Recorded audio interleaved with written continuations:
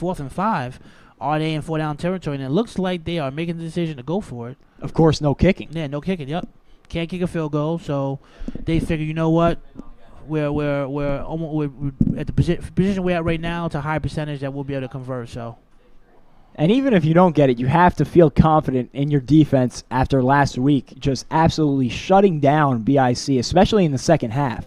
Well, I tell you this, don't get me fooled now. They didn't face Corey Hammond would have picked them apart last week if Corey Hammond played. And we said that during the game too.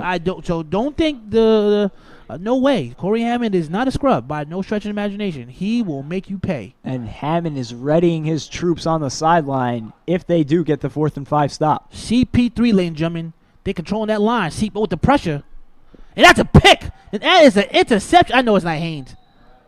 Oh, man, he's everywhere. This guy's everywhere. What's he going to do? This guy. All over the field. He's going to give me at the ticket booth soon. He's going to give me come on. And we are checking out the replay on that one. Ooh. What a pick. What a wow. Absorbing the hit, too. Through the contact to hang on to that one. And look at how he sheds the block right there and gets out into the backfield to make that play. I mean, that is MVP caliber talent right there. Absolutely. He recognized that CP3 was gonna try to use his legs to escape to get that 5 yards. He knew that CP3 that was his only ticket because they've been shutting him down for the whole drive, and then he just read it and made a play. So now we're gonna look at my man Iceman Cometh. Let's see what he can do. Pettiot in motion in the backfield. The Haitian sensation play action. This is my man Iceman Cometh already looking for the deep ball. Woo! That might be a catch. What's what I'm gonna call? Out of bounds. Wow. That's my man Eli over there, an old A7FL ref veteran. He said that is no good. And we got the replay coming up, presented by 11 Sports here. Went to Baskerville on the right sideline. He's got the size advantage out there, and although he brings in the reception, a good call by the referee on the sideline with that out-of-bounds call. Great call by my man Eli over there. We were critical of him last week, but understandably a tough job, Yeah. especially with these guys a little bit rusty, getting back into the flow of things, and a good call right there. Got to give him praise when it's due. Yep. So now we're looking at a 2nd and 10. I'm surprised the Iceman already looking for first blood. Goes up top, testing them secondaries, testing that secondary. So now they look like they're going with a jumbo formation here, 2 tight end set. It looks like you got my man Abraham Elbana in the backfield. Elbana, the big boy. Elbana, none of that. None of that. And you could almost predict run when they brought out Elbana. And it was one thing the Renegades did last week was change their personnel to their play style that they were going to. The whole stadium, everyone was called. You can hear the fans saying, he's going to run. It's a run. Yeah. And this puts the Renegades in a bit of a tough spot here. It's going to be a 3rd and about 12. That's the problem when you gamble on that first play. You try to go deep for that money ball. And now you put yourself in a third and long situation. Exactly. And not on the right side of midfield either. But I smell Pettiot. I don't know. Like I said, I'm the Tony Romo of this. I smell Pettiot who's lined up on the bottom screen, number 4. Iceman come to drop. Of course, Pettiot going for my man. Oh, through the hands. Right through the hands. I need, ladies and gentlemen, when these players out here on a national stage drop passes, they owe me 25 push-ups. And I was in a parking lot cashing in last week. Cashing in. And so listen, I need 25, not 20. I don't care if you played a hard game. I don't care if you feel like you're sore. I need my 25. Gonna have to put those 25 on Pettiot's tab after that drop pass. Exactly. And as a result, it looks like we're gonna get a throw off. Now this is the confusion thing. They're the same. So this is now we're playing a war field position because the Hawks now they decided to go for the 4th down, same exact position on the field. I guess the Renegades decide, you know what, our defense is playing better on offense. So, and I think that this is a wise decision for the Renegades. Mm-hmm. Absolutely. Haynes will throw it off again with that booming arm. Still has yet to take a breather. And it's going to be a solid throw off. Wow. And it's going to land the ball inside the 10-yard line. What a spot. It looks like that's inside the 5. Yeah, it looks like on the 5. There was a few of those last week that we thought the laundry man missed, but he's on top of it today. So, and yes. I mean, we're going to have to start calling Haynes Mr. Do-It-All out there. He is. He's on every side of the ball right now. He's throwing the ball. He got the interception. Yeah, he's just, like I said, he's big-time players make big-time plays. So they're going to have to work him into the offensive scheme. Yeah, they're going to have to. Exactly. Oh, actually, no. He actually is starting on offense too. Yeah. So now we'll see what this Renegades defense can do after getting the stop last drive. They gave up a first down run early on, but then after that really battened down the hatches and slowed down this Hawks offense. I'm sorry. And now backs against the wall for the Hawks inside the 5-yard line. Yes, sir. So the offensive line, CP3 is led by Big Gabe Garcia, Big Angry, and number 77, Corey Pearson. Call him Big CP. CP3 all ready for the deep ball, looking for one. Make the catch, of course. Oh, he's having fun. He's pointing. He's showboating. He's having so much fun out there. And that's a touchdown, ladies and gentlemen. CP3 Calio. Touchdown. Too easy. Khalil Green on the reception created the separation, and just a great job there. You see him break free, and the little taunt at the end. He's having fun. With the bird wings. He's letting him know he smoked you like a pack of cools. Come on, man. You can't. What are you doing? And what a throw by CP3 right in the breadbasket. Yeah, it's over, man. He's just having fun. How you celebrating 10 yards before you score? Oh, they cold-blooded out here in this A7FL streets, ladies and gentlemen. And that Hawks offense is potent. Yeah. I mean, we talked about CP3. We talked about Liberty. We haven't even talked about Khalil Green, who just made the touchdown reception. Have not. And it just goes to show how many weapons they have out there. Folks, let me tell you something about CP3. He doesn't have the greatest arm, right? But what he does, he gets that ball to you. And you got to be he gets his ball to his playmakers, and the playmakers are making plays early. So now you gotta see, that's the thing. It depends on what's going on with CP3. Now you gotta worry about his legs. You gotta worry about his arm. Threatened by the run. You gotta worry about Liberty, the sweetness. You gotta worry about now what's gonna happen is that now everything's gonna open up. Yep. And our picks are looking good so far. So yeah. And that came off the play action right there. And of course, no kicking. So this will be a 1-point conversion from the 5-yard line, or you could opt for a 2-point conversion from the 10. The Hawks will be going for 1. Sweetness lined up on the bottom screen, lined up with my man, Mr. INT, the oldest man in the league. He's like 48. No, he really is 48. Check the birth certificate. He's really 48. He's been actually in the league. He's actually one of the oldest veterans in the league here. CP3 alone in the backfield this time. CP3 Calio, make a play. Rolls out here to the right. Up top, K-Wack. Did he get him in? Good. What's the ref going to call? Waiting for Eli. What Eli going to call? And they're going to call it a completion. And that is good. So the Hawks get the 1-point conversion. And we're gonna check out the replay here in the back of the end zone.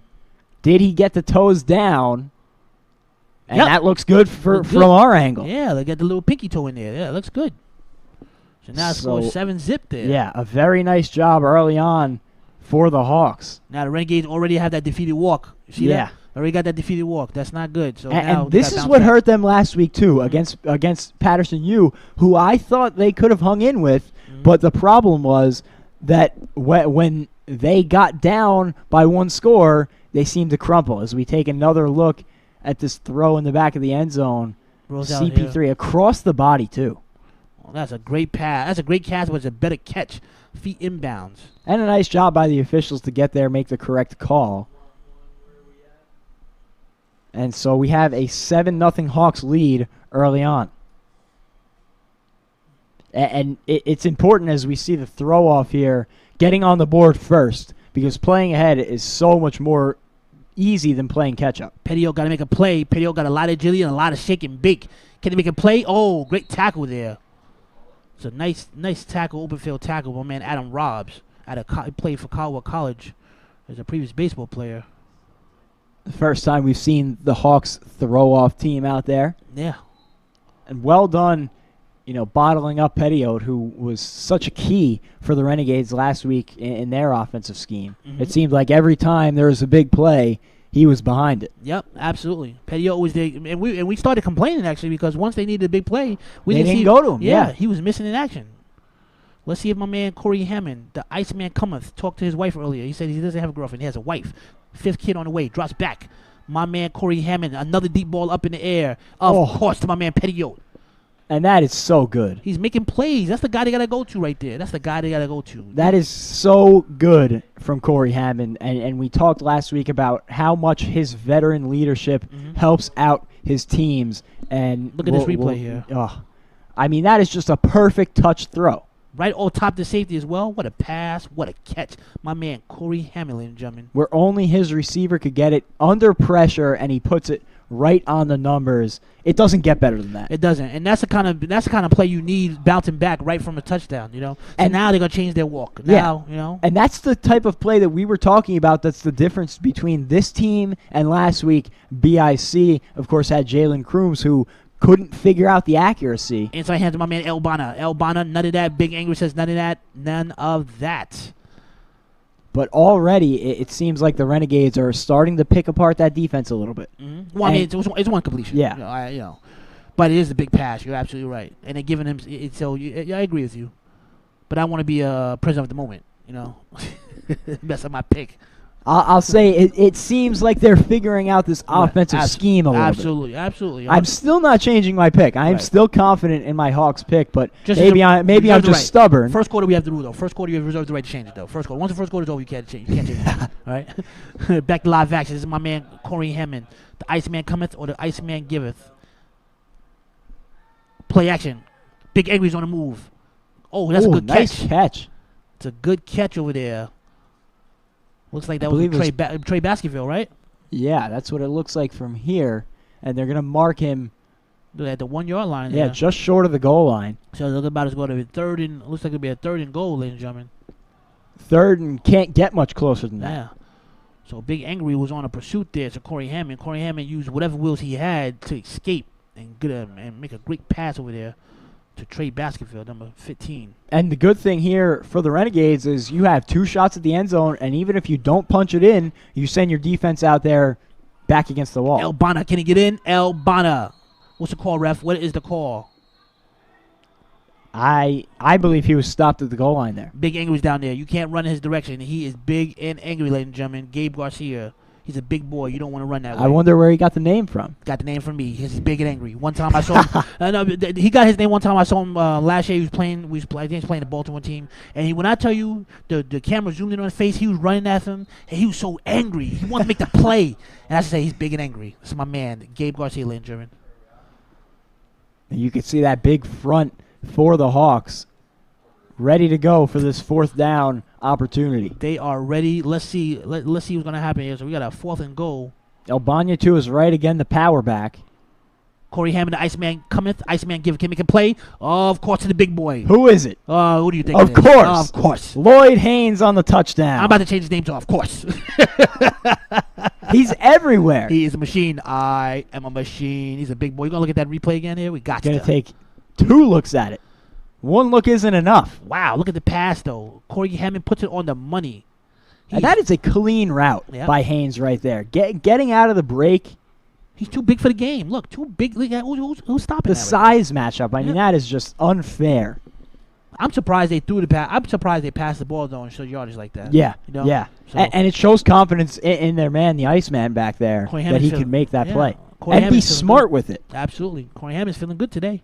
Drops back another one. Corey Hammond balls up. Ooh, is that in? With the ref going to call, and that's good. And that is good, ladies and gentlemen. My man Petiot, the Haitian sensation.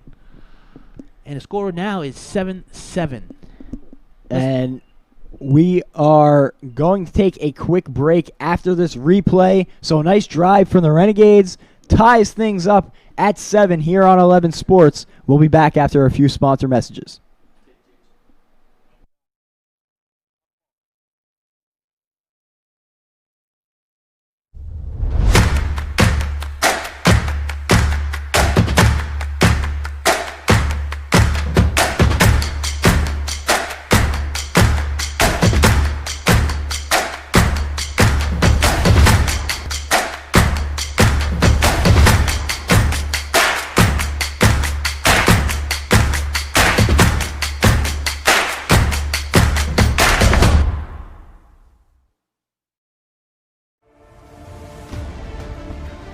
When I first saw the A7FL, I knew I was looking at the UFC of football, and I was 100% certain I wanted to be involved. Imagine if you could have owned part of the NFL or the NBA when it started.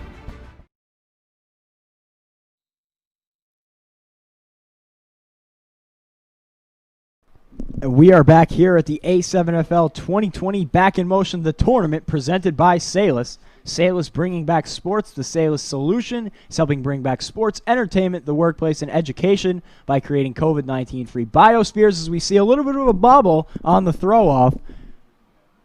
Oh, wait a second. Khalil, can he make a Khalil play? Green almost breaking free down the sideline before he's thrown out of bounds. And, of course, who is the first one to get to him? Missed the tackle, but almost be able to make a play there. Mr. Do-It-All. Mr. Do-It-All himself. So, look, folks, we got a ball game here, 7-7. So they bounce back right from that touchdown. They bounce back. Yeah.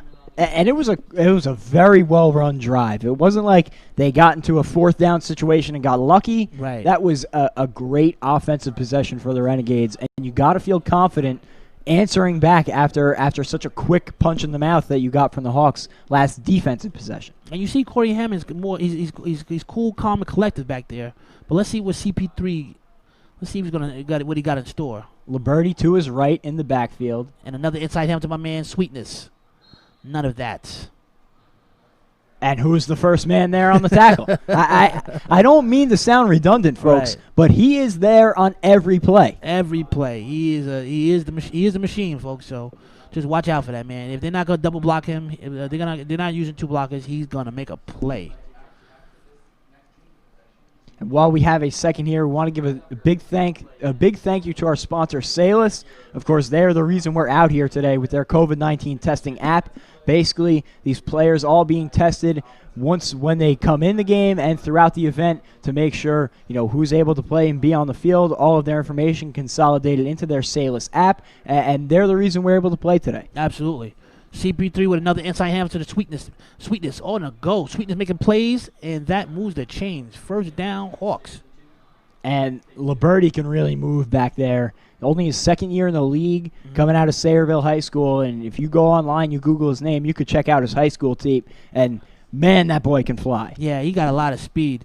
They're a dual threat. So now what's happening is that CP3 is recognizing that they're scared. I don't want to say scared, but they have to honor CP3's arm and legs. After now, that big throw. Exactly. So now you got to worry about the inside zones with Lamberti. You got to worry about the draws. You got to worry about it's a dual threat. So now the Hawks are feeling good about themselves to keep them chains moving here.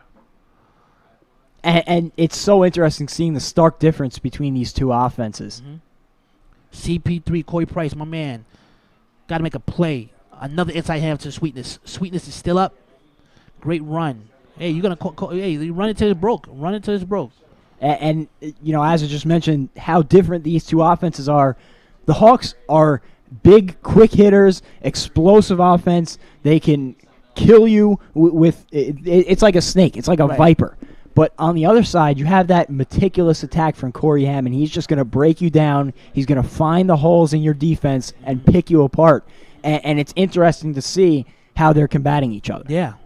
So we got a second. Looks like we got a second and about 6 here. A second and about 5. And I feel like last week, going up against BIC, the Hawks had a more similar matchup, whereas the Renegades are a totally different play style. CP3, Calio. Liberty to his right in the shotgun. Play action. You know he's going to keep that. CP3. Oh, what a tackle. Great tackle. CP3 would have been gone. There's a great tackle from man 34, Malik Brown. And Brown's been doing a really nice job up front, too. We've given a lot of credit to Lloyd Haynes already, and he's playing spectacularly. But you also got to give credit to Malik Brown, who also seems like he's involved in pretty much every defensive play. Absolutely. So he's his Pippen to his Jordan, right? Yeah, He's right there. Every time Haynes isn't there, it feels like Brown is there. Exactly.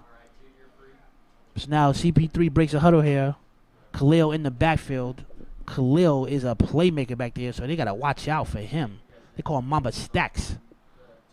CP3, folks. Another inside handoff. Inside zone. Oh, Khalil having fun. Ooh. Little joystick move out there. Joysticks, yeah. Hit him with that blip blap early. And that's the versatility of this offense, where you could put Liberty out wide and move Mamba Stacks into the backfield, and it creates a different look for that defense. They got so many different guys, so many different weapons that they can just put it. So many people they can put in the backfield. That again, that defensive line gotta be thinking, hey, who's gonna get it? Who's gonna make a play? What are they gonna do? And a big fourth down situation here for the Hawks, going for it, of course, in such close range. And this is a big one because if you don't score here, you give Corey Hammond back the ball with a little bit of momentum. Yeah. And that's not a sight they want to see. And let me tell you something about Corey Hammond. You don't want him when he got a swagger. When he got a swagger, he scores tied. Now he can take his time. He can do his reads. He can do his checkdowns. Yeah, you don't want Corey Hammond. You don't want him like that. You want Corey Hammond when he's down 21, right? When he's forcing passes. Now he's gonna be more comfortable with the game. This is a big play right here. Sam Darnold-esque. Yeah. When he gets in the zone, he's great. Yeah. But when things are going wrong, a huge fourth down here. Let's see what they call here. CP3 Calio inside him to Sweetness. Sweetness puts his head down. He's not. I don't think he's going to get that. It's going to be close. It's going to be close. Let's see if he gets a favorable spot here. It's going to be based on the spot. And it looks like they're getting ready to move the chains. And the chain. Wow. Yeah. A big push forward from Liberty in that offensive line. Absolutely. And we're going to take a quick 1-minute break. We'll be back here at the A7FL 2020, the tournament, in just a moment.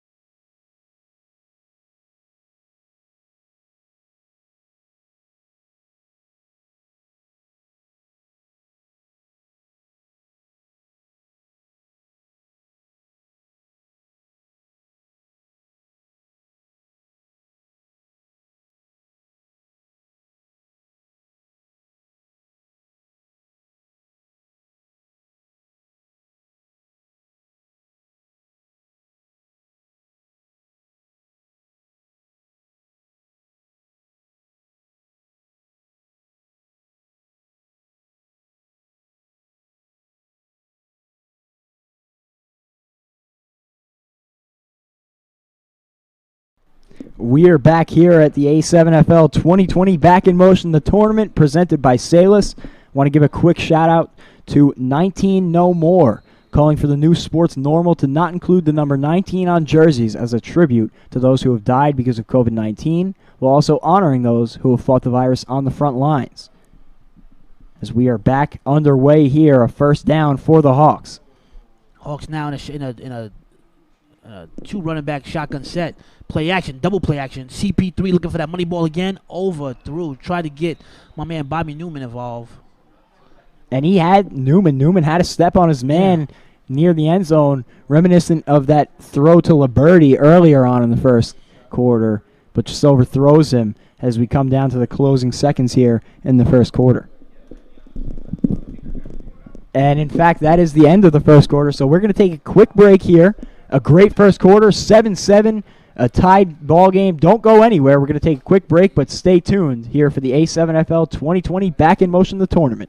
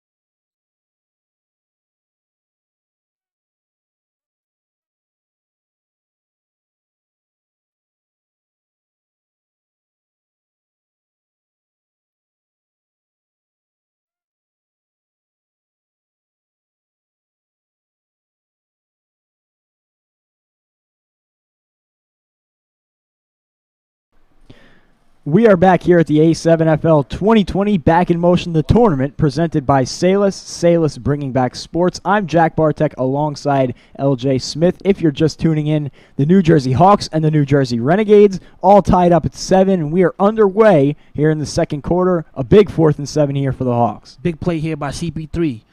Ball's up. Can he make a catch? And it looks like that's going to be knocked away incomplete. Liberty in double coverage in the end zone. Couldn't squeak one in there. Petio says none of that. Sweetness, none of that. And while we were at a break, we did miss a potential catch by Liberty in the corner of the end zone. It was called incomplete on the field. It was a close one. It's like another one of those, like that user strip from like last week. Last week, that user. Yeah, that was another tough one. But hey. Nonetheless, the Renegades get a stop, and we are taking another look here. And this was what you missed while we were away. We were just talking about the questionable catch or no catch. And on that replay view, it does look like he was out. So a shout out to our production team doing a nice job back there with the replays, and our camera crew getting right on that one. So we're mistaken. It was a good call, but very close, and close but no cigar for the Hawks. Absolutely. So now Corey Hammond, the Iceman cometh. Coming off that big score last possession, and we'll see how they work with this drive. Elbana in the backfield here. Corey Hammond looking for Elbana. Elbana better make that catch. Of course, my man, the big boy Elbana. Elbana on the goal. Elbana can't be stopped out of bounds. Albano almost lost it there. Yeah, I saw him. He was nervous. Right out the gate. Yeah, he cut it in the stomach. We'll take another look here. You could see he bobbled it around a little bit, but then he thought about the 25 push-ups he was going to have to give you. He probably might owe me still about 5. He's wide open. He's stumbling. And he finally reels it in, brings it out across midfield. So just like last possession, one play quick to start the drive moves the Renegades down the field, and they're in great field position to essentially start this drive. Great play by the Renegades, and you know it's funny that Corey Hammond, that was a design play because he knew that he was going to be open on that play action. So let's see what he does now as Rashawn Miller, number 54, checks the tight end. Another air tight end to my man Elbana. None of that. And surprisingly enough, for the Renegades, the run has been bottled up, but the play action has still worked really well for Which them. is surprisingly weird. Usually the play action doesn't work if the run game don't work, right? So that either tells you one or two things. Either the DBs are asleep right now, or the receivers are just, running crisp routes. So I think it might be a combination of both. Yeah, I was just going to say, because you saw the Renegades have been running their routes really well. Yep. Haynes, of course, earlier on the touchdown reception, we noted it. Yeah, 4th and goal. Who do you think is getting it? The 68 guy's getting it. Come on, coach. Back to live action. This is my man, the Iceman Cummins, number 12, Corey Hammond. The fans are calling his name. He could be a hero. He got his 5th child on the way. Malik Brown in the backfield this time. Play action. Corey Hammond. Big Avery can't get there. Bobby Newman can't get there. Oh! This is my man, the Iceman Cummins. Iceman Cummins running hard. Man, is that a touchdown? Right down near the goal line, and they're going to call it a touchdown. Wow. What a play. We got to look at that replay there. I know his wife. Wow. I know his wife is at home with his children, proud of this one. Look at the Iceman Cummins. So much pressure. Big Angry can't get there. Bobby Newman, one big play, can't get there. That is unbelievable from Corey Hammond. We were joking about him getting out of the pocket last week, and right there, he looked like he was a scrambling quarterback. Yep. And you know what's funny? He has the difference between having speed and the difference of having speed and having some game speed. He just made it happen there. What a play by Corey Hammond. And I think an underappreciated part right there, the veteran knowledge to know throw a pump fake, got both of those rushers in the air, got around them, had one man to beat, broke down Bobby Newman, and got to the end zone. Scores now 13-7. Here comes the Iceman Cummins. Can he make a play? Top of your screen. Incomplete. And I think everybody in the stadium knew where the ball was going there. Just couldn't get the completion. So now the score remains 13-7 here. But a great job there by that Renegades offense. And while we have an opportunity, just want to give a quick thanks to our sponsor, Salus. Salus bringing back sports. The Salus solution is how bring back sports, entertainment, the workplace, and education by creating COVID-19 free biospheres. of course, all these players and us too in the booth tested before the game, and all I got of tested our, again. It's random, so all of our information consolidated in the Salus app, and they're working hard down there, and it's very hot in that tunnel, but they're doing a great job getting all of our information. They were very helpful, and it's really nice to know that, me and you sitting right here 6 feet apart, we don't have the virus. It creates a nice sense of ease, and it lets us get on with the football. Exactly. And shout out to them again for bringing sports back, because, like I said, back to the game we love. So now we got that 3-1. Like I said, the most exciting time in the game. I have not seen. I'm still waiting for DeAndre Haynes to take a play off. He has not taken a play off. I haven't seen him drinking no water. I haven't seen him get one of those little tablets. Nothing. This guy is a machine. Guy's making plays everywhere. And we've seen his arm on 2 throw-offs already, pinned the Hawks back deep on the technical punt throw-off, if you might say. To the 1 year, to like the inside the 5, right? And that one is another good throw. Let's see if he can make a play here. Whoop. This one. Sight, get off me. Oh, another one. Blipping and blapping. Couldn't get there. To the 40, though. That's a decent return to the 40. I'll take that. Yeah. The 40s, I'll take that. So if you can guarantee any football game, right? Any type of football, if you can guarantee the spot of the field at the 40, you're just looking good already.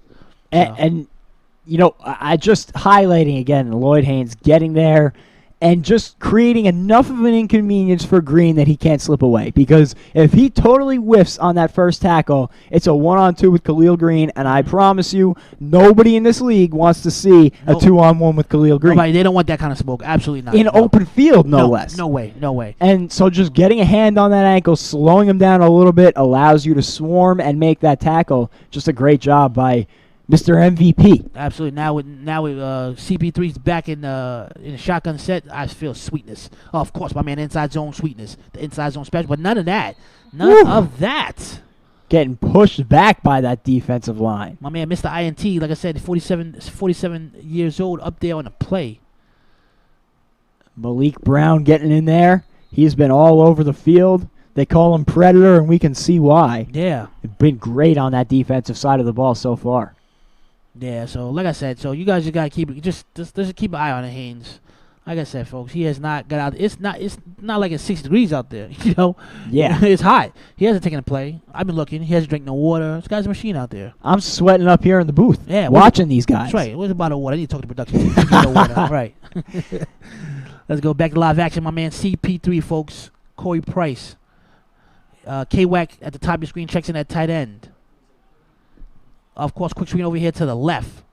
None of that. Great tackling over field. And that's again, so there's no equipment involved, right? So now if forces players to use proper form tackling, that's just tackling 1-on-1 right there.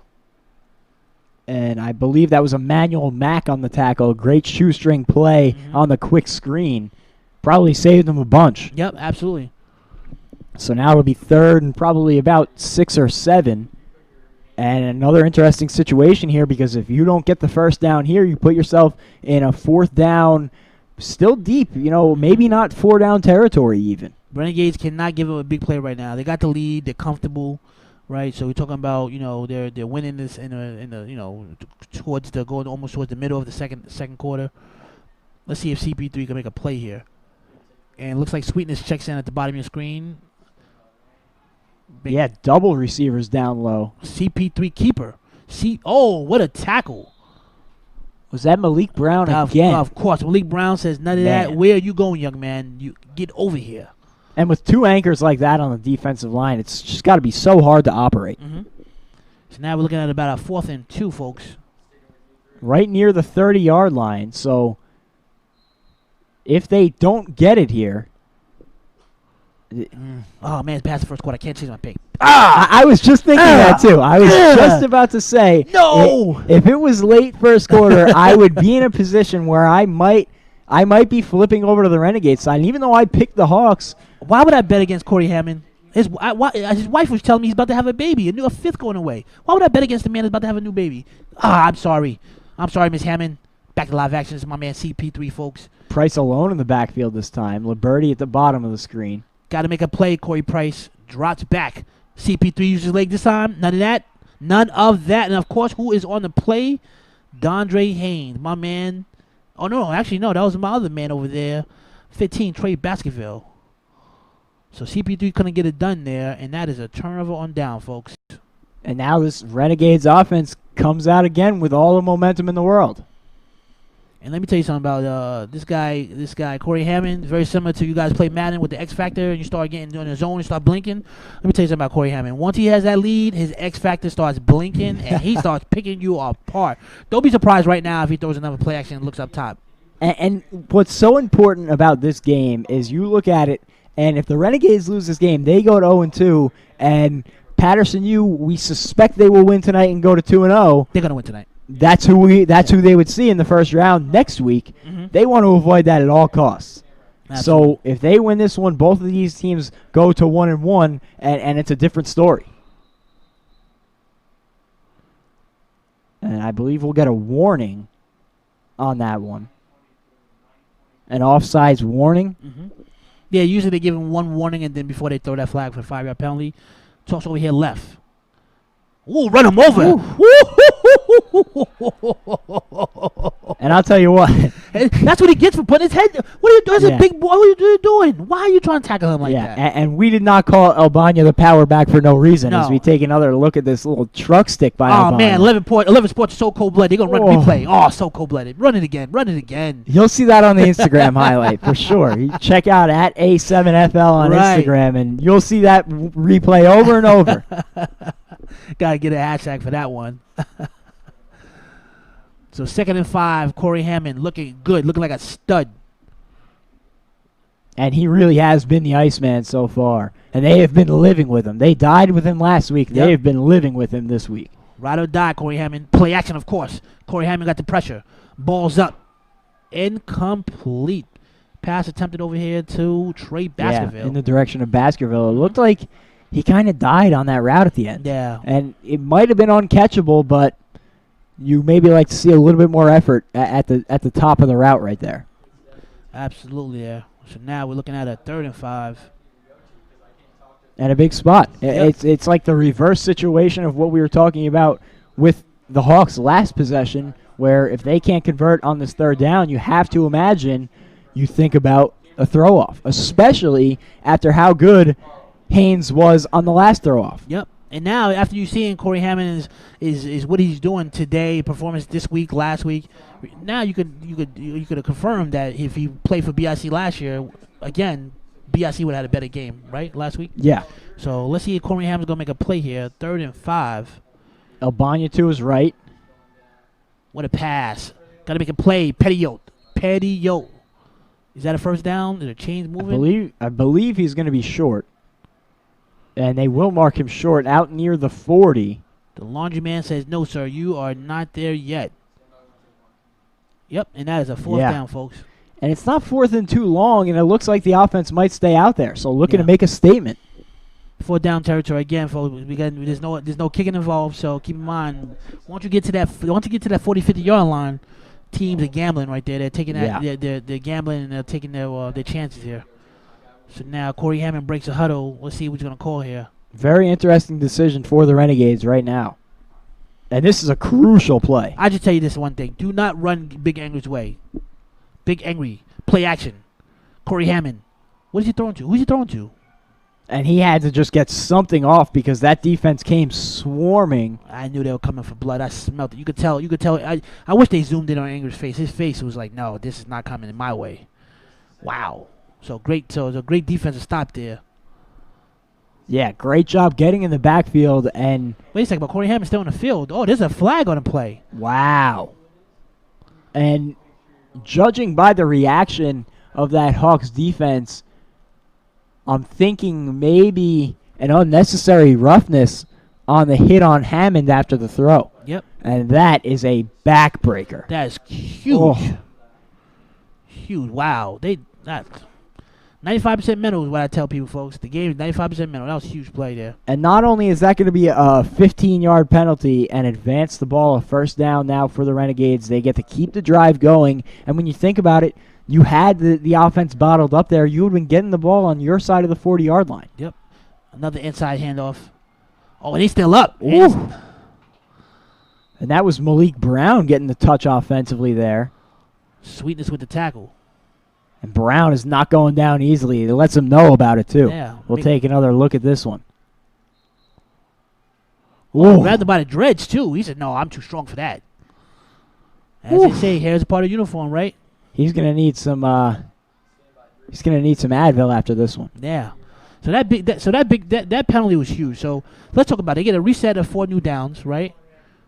Then now they not only do they get it 4 downs, they took away that stop. Wow.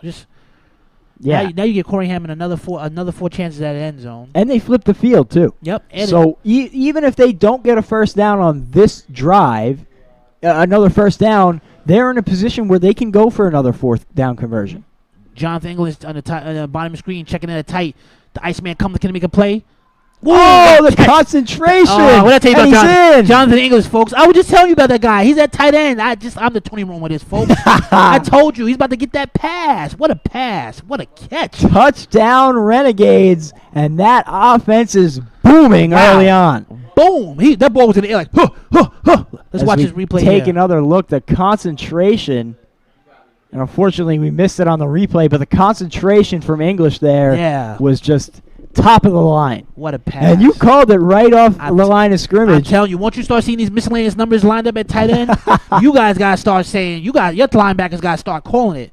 You got to say, hey, we got a new player. Who's this guy? And then, hey, listen, we know he's not in there blocking, right? He's not in there to give you some time, and then he ran that post corner. Listen, LJ, you gotta calm down with the information up here because I'm starting to think teams are going to come up here and recruit you back. I try to be a football guru, right? If I see a guy that's like that skinny and thin that looks like he got speed and he's lined up at tight, you're not blocking. You're doing something sneaky. I gotta watch you. And look what happened. Off for the races for 6.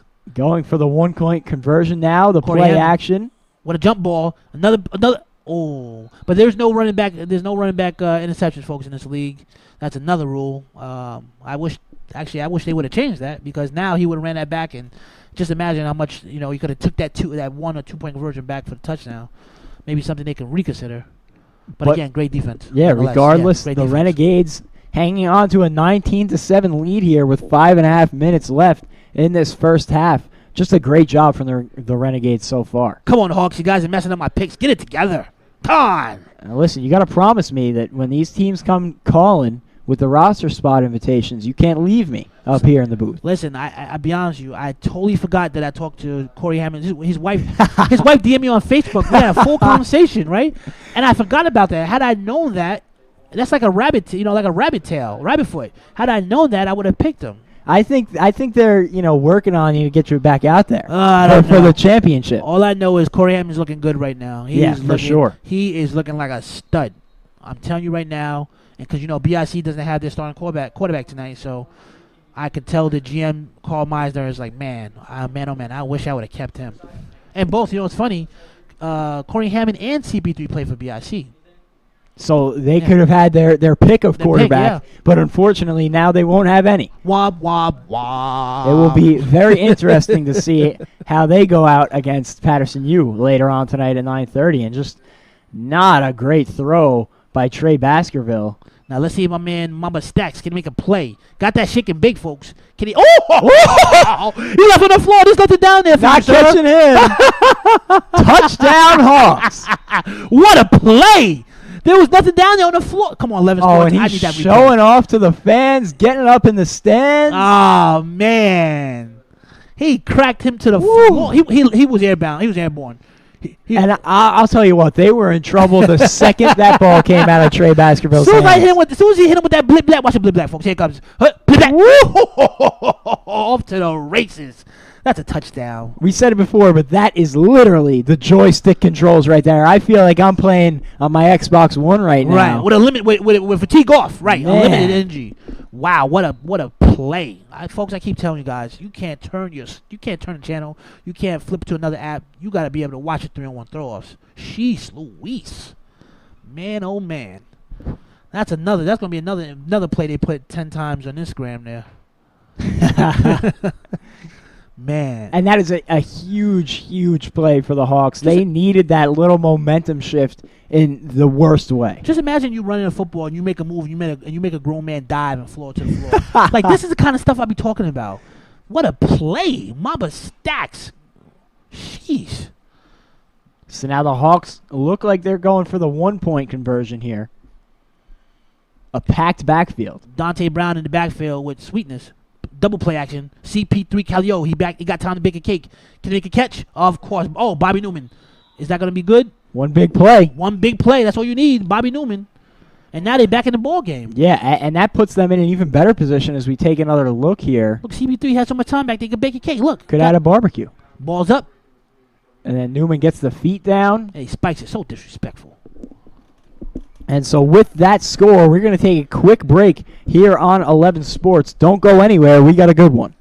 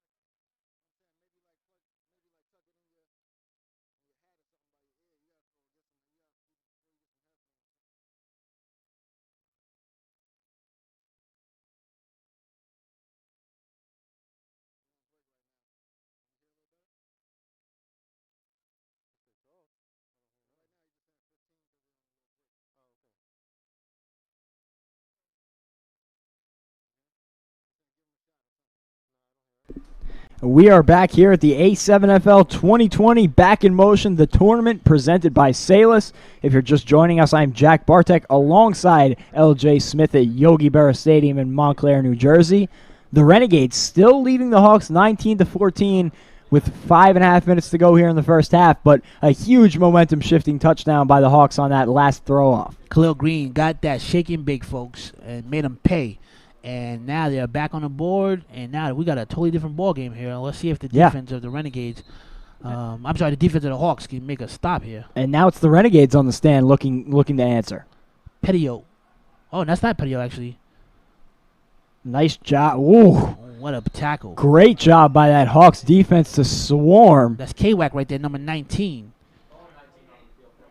He's the one. So K-Wack is the one he was the one last week who did all them user. He's the one who did all them user fumbles. I was talking to him during the week. He said that's his new name. He said he's gonna start that hashtag user. Now, if you give yourself a nickname, you gotta live up to it. Got to. Yeah. Someone came up to me and said his name. He wanted to be his nickname, his greatest player ever to live. I said, my man, listen, doesn't work that way. You give your nickname during the game. How you gonna be like that? You earn your nickname. Dropping passes. You owe me 50 push-ups in the parking lot. Nah. We're not doing all that. And let's see here. And John English checks back into the game at tight end. And Petio at the bottom screen, my man, the Haitian sensation. Ibanya in the backfield.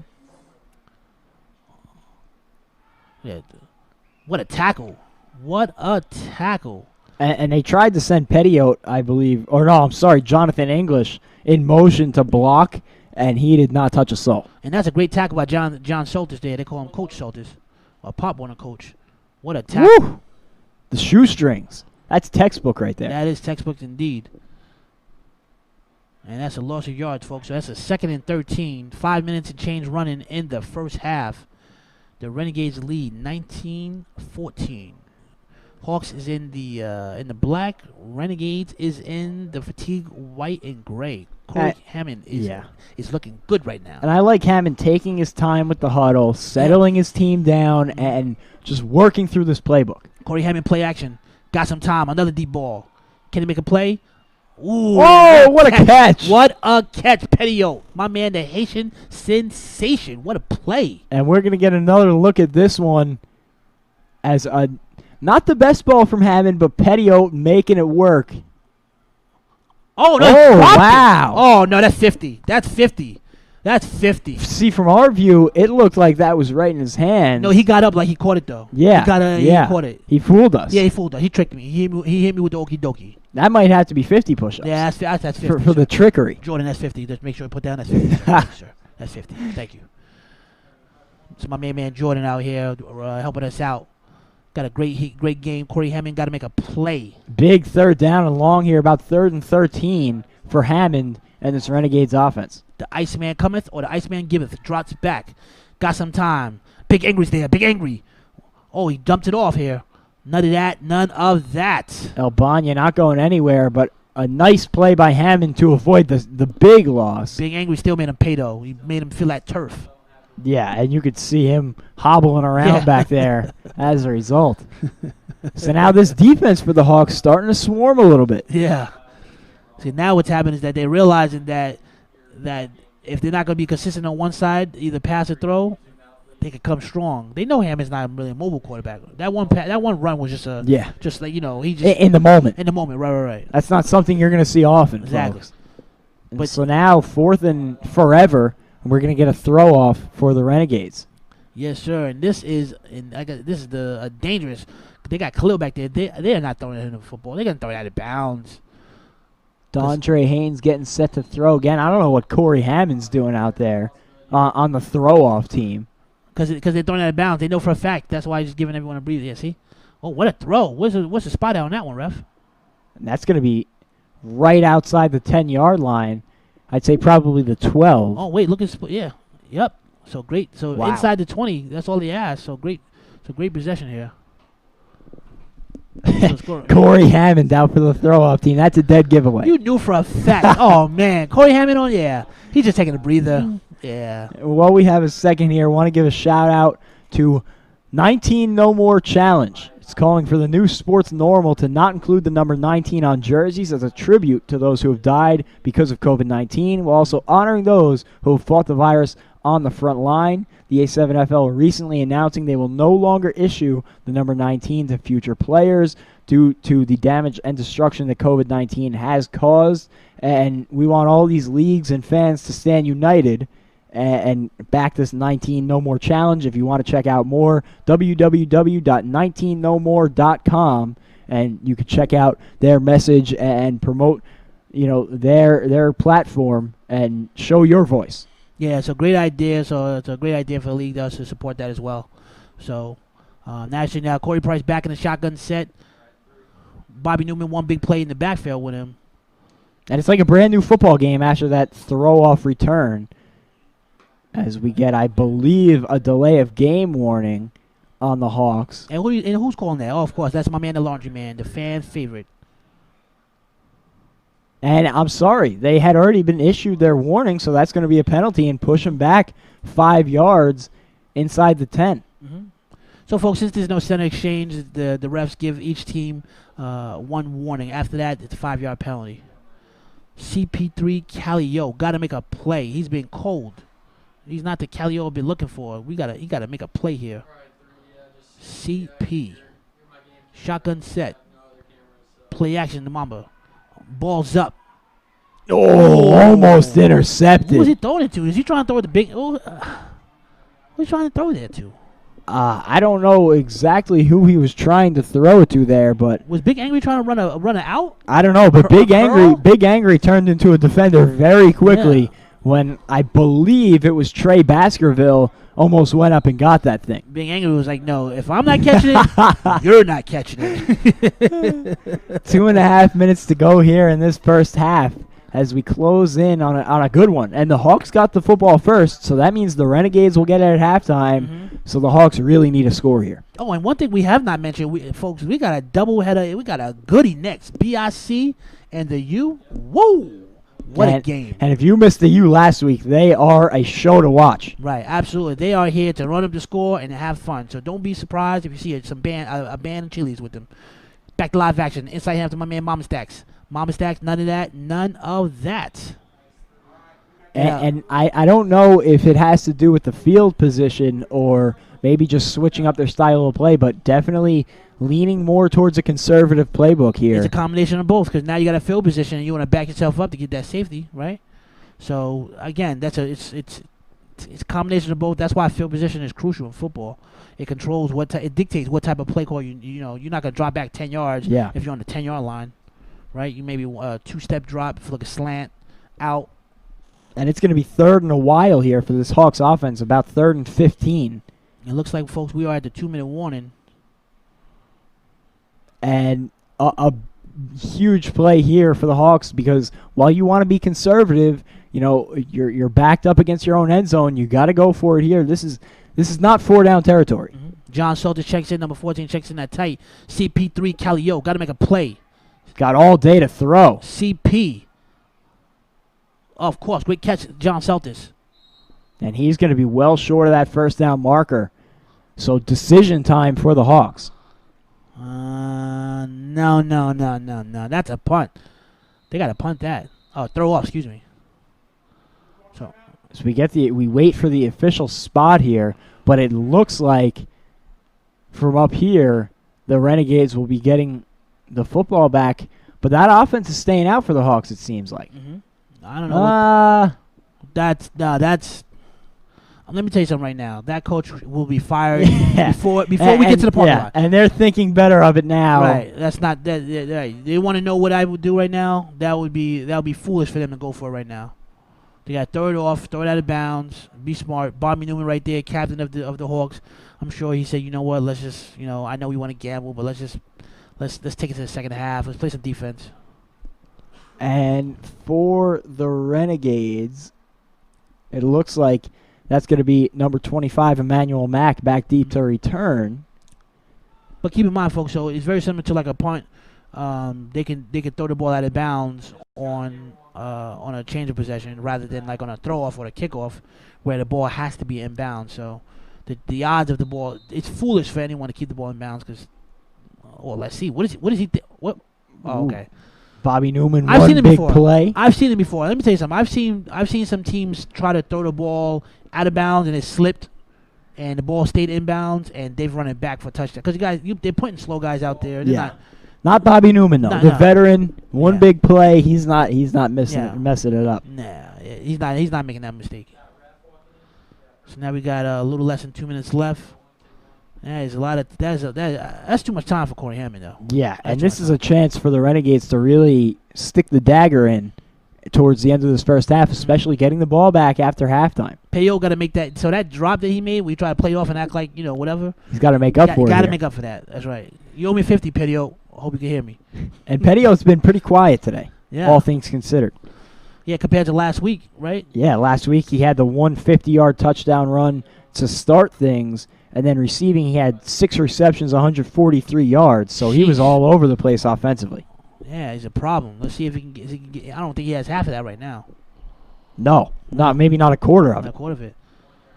My man, the Iceman cometh, the Iceman giveth. Corey Hammond.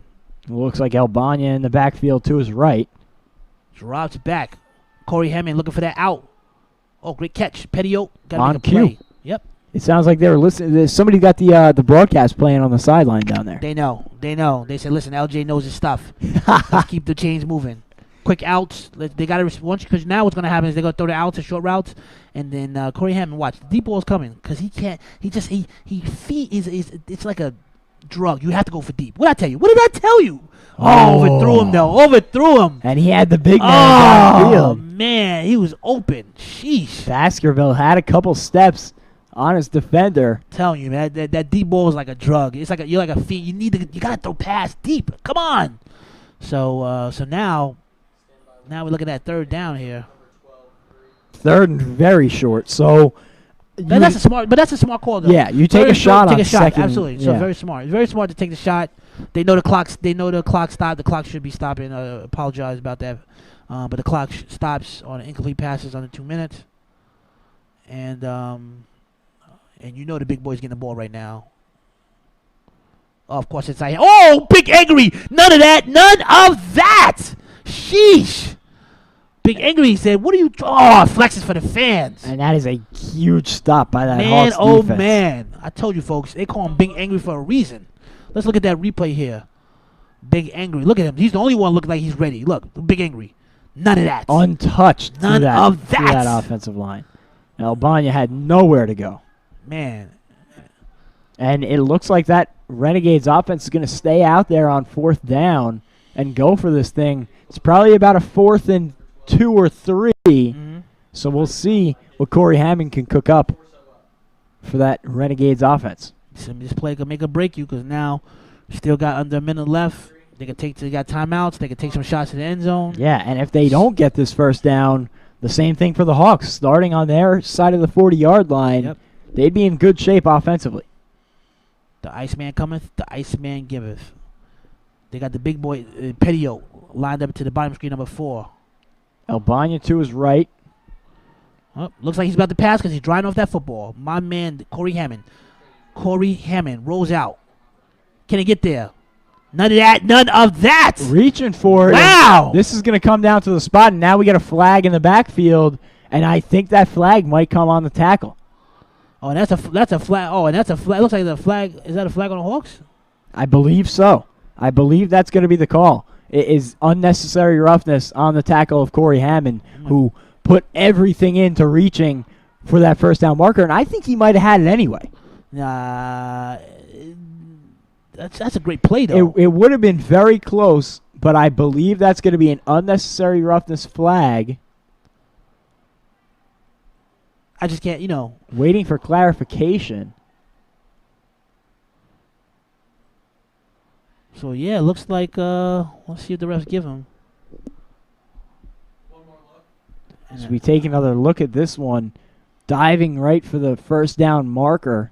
And he fumbled the ball forward, though.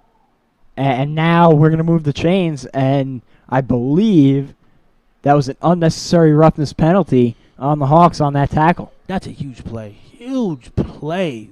Let me tell you something. Hawks got lucky on that one. They got bailed out. I don't care what they say. And so a big first down for the Hawks. You got to take advantage of this. Look, so another key thing. Look, he's driving the football. Why would you be driving the football? See how he's driving the football? Not going to drive it for a handoff. He's not driving for a handoff. Let's see, Corey. I mean, you don't care that much about your running back not fumbling, do you? Let's see. And now they probably have 1 or 2 more shots with 26 seconds to play here in this first half at the end zone. And Pettiot's getting it. Because you know why I know Pettiot's getting it? Because he's already in a ready stance. Corey Hammond. Play action, of course. Corey Hammond got some time. Could bake a cake. Deep ball. Can he make a catch? Incomplete. And Pettiot's not happy about that one. Not at all. Pettiot had some room, but under pressure, Hammond just couldn't put it on him. He know it. That's why Hammond's upset right now. Hammond know he just lost an opportunity for 6. And that would have been a big opportunity for Pettiot in the open field. You saw the show he put on last week with the moves, so you know he can break free. But instead, it's going to be 2nd and 10. Yep. Albania takes a break. Looks like, and folks, I apologize about the scoreboard. The time here. It's actually 19 seconds remaining. 19 seconds remaining. We got that updated here. 19 seconds remaining in the first half. And if, again, you're just tuning in, the Renegades are in the white. Hawks are in the black here. Renegades, Corey Hammond. Play action. Looking for that deep ball. Big angry with the pressure. Ball's up. Andre Haynes can't get it to him. He was there. Just need a little bit. Just a little bit. Just a little bit. And Haynes has been a little bit more quiet in this second quarter. Maybe it has something to do with the fact that he's played every snap for this Renegades team. No doubt about that. No doubt in my mind that the fact that he has to be at least a little bit weathered because, number one, like I said, it's 90-plus degrees out there, right? I'll be honest with you, I have not seen him drink anything. You guys see guys drinking. There's water available, right? But he's not drinking. I'm sure he can't wait to get into that locker room. Oh, no, he can't wait. He can't wait to the halftime. He hasn't taken the playoff, so now Corey Hammond, instead of taking some plays out, some outs to the sideline, stopping the clock, he's just taking Hail Mary kind of. Well, let's see what he does here. It's a Hail Mary formation, but he's going to run with it. Oh, he's going to try to quarterback keeper. Ooh. And the Hawks are not happy as we get a timeout from the Renegades. The Hawks are not happy because I believe they're saying that was the same tackle as the first down that might not have been had there not been a flag thrown. Listen, 14 Celtics, he's a good guy. I like him, but do me a favor. Do not raise your voice at that ref tomorrow, man. He will. I'm telling you, He'll make you pay. his flag is in his hand. You guys don't realize. Usually the refs keep the flags in their pocket. He got a flag in his hand, hidden, ready to throw it. And I will say one thing we have not seen at all in this game is the penalties making a huge impact. Well, remember, We saw that. I talked to him. You pre-game. talked some Right. sense I talked into to him. him. I said, of listen. I put him aside. Hey, listen, my man. Come on, talk to me. Yo. So now what happens is that instead of the penalties controlling the game, now we allow the players just to play. So we're gonna get Dondre Haynes and Ron Brown at the bottom of the screen, and Emmanuel Mack at the top of the screen. Hammond alone in the backfield, one shot with 5 seconds to play. Hammond can finish this half like a hero. Drops it back. The Iceman coming. The Iceman get K-Wack. None of that. Ooh, hit him. What a hit.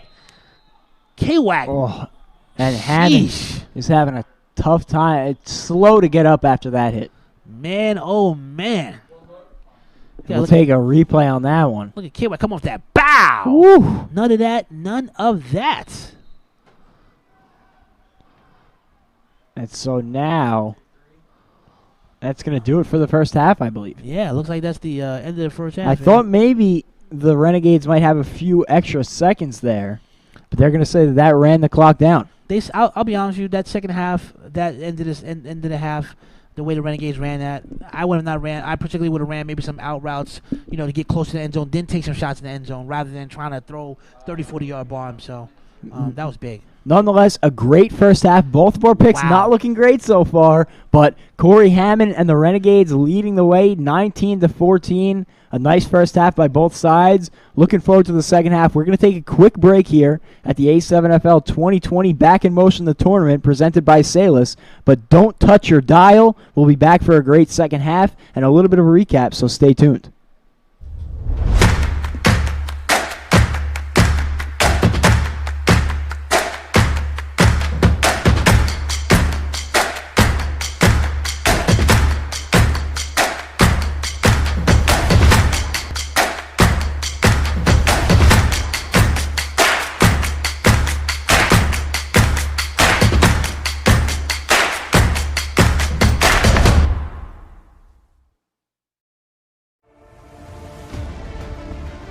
When I first saw the A7FL, I knew I was looking at the UFC of football, and I was 100% certain I wanted to be involved. Imagine if you could have owned part of the NFL or the NBA when it started.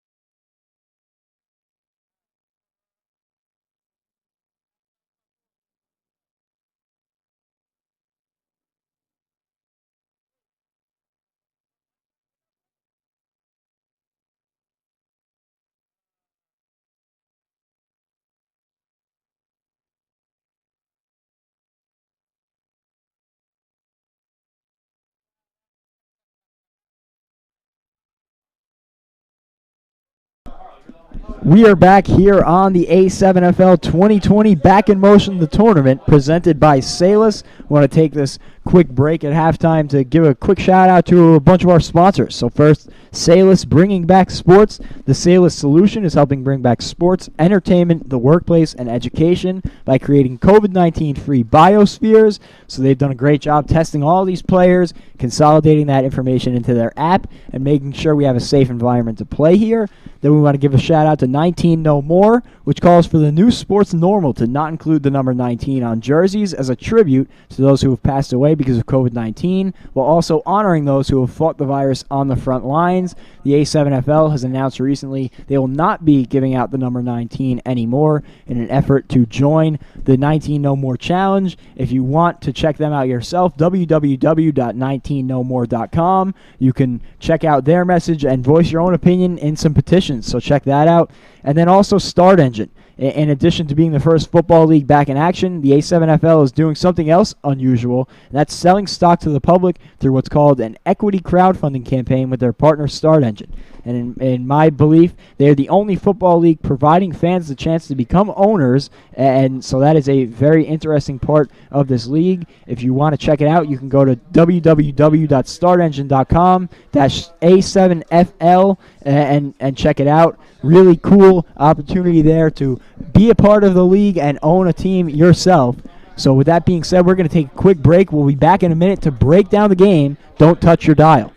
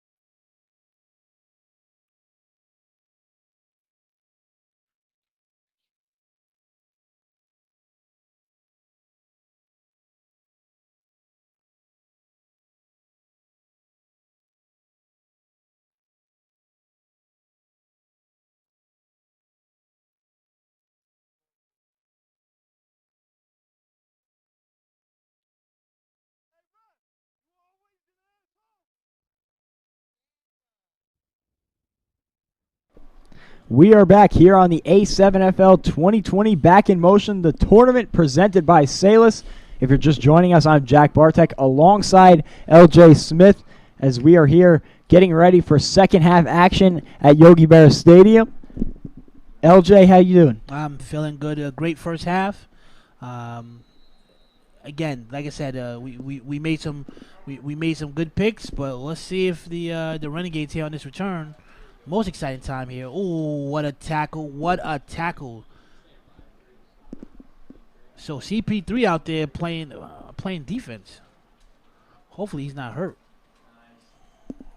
And a great first half for both sides. Of course, the Renegades with the early lead, 19-14, and getting the football back, definitely in the driver's seat. Mm-hmm. But I would not put the Hawks down. I would not, say that there's no chance the Hawks are coming back in this one because we've seen what that offense can do. No, so it's the game of football. Anyone knows with the game of football. Anyone, one bad pass, one fumble, one sack, anyone could win, especially in a close game like this, 19-14.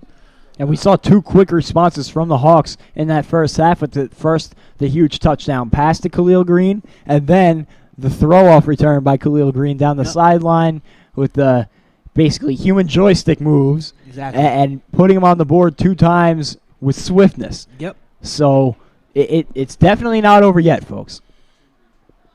So Corey Hammond, the Iceman cometh, the Iceman giveth. Inside handoff, none of that. K-Wax says none of that. Corey Hammond so good in that first half, moving this offense down the field after, I guess you could say, a little bit of a disappointing last week.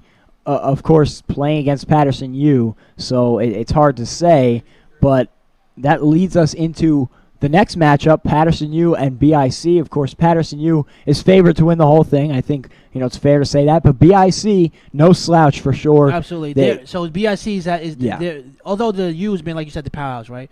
BIC has been known for winning. Right? Yeah. So they've had the history. They've had the tradition. I remember when they started, they used to be like a 1-8 team, and then Carl, the GM, went ahead and recruited. I saw he used to post stuff on Craigslist looking for players, and he would pick up arena players and ex minor league players, and then they ended up winning the championship. They ended up being like a top team. So again, just because the U is favored does not mean the BIC that Carl doesn't have something in his pocket. He always has some key playmakers that show up. So. And we said last week, we thought that BIC was favored over the Hawks, and then the Hawks came out and put on a dominating performance. Right. Just like this one, right? We thought the Renegades, or we thought the Hawks were in the driver's seat, and the Renegades have come out and really surprised us. So that means I'm not Tony Romo? Any given Sunday.